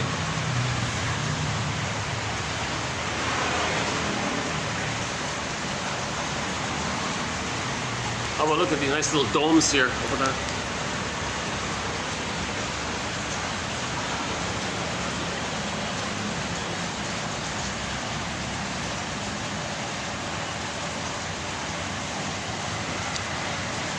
That looks like the sun. Reminds me of the sun, right?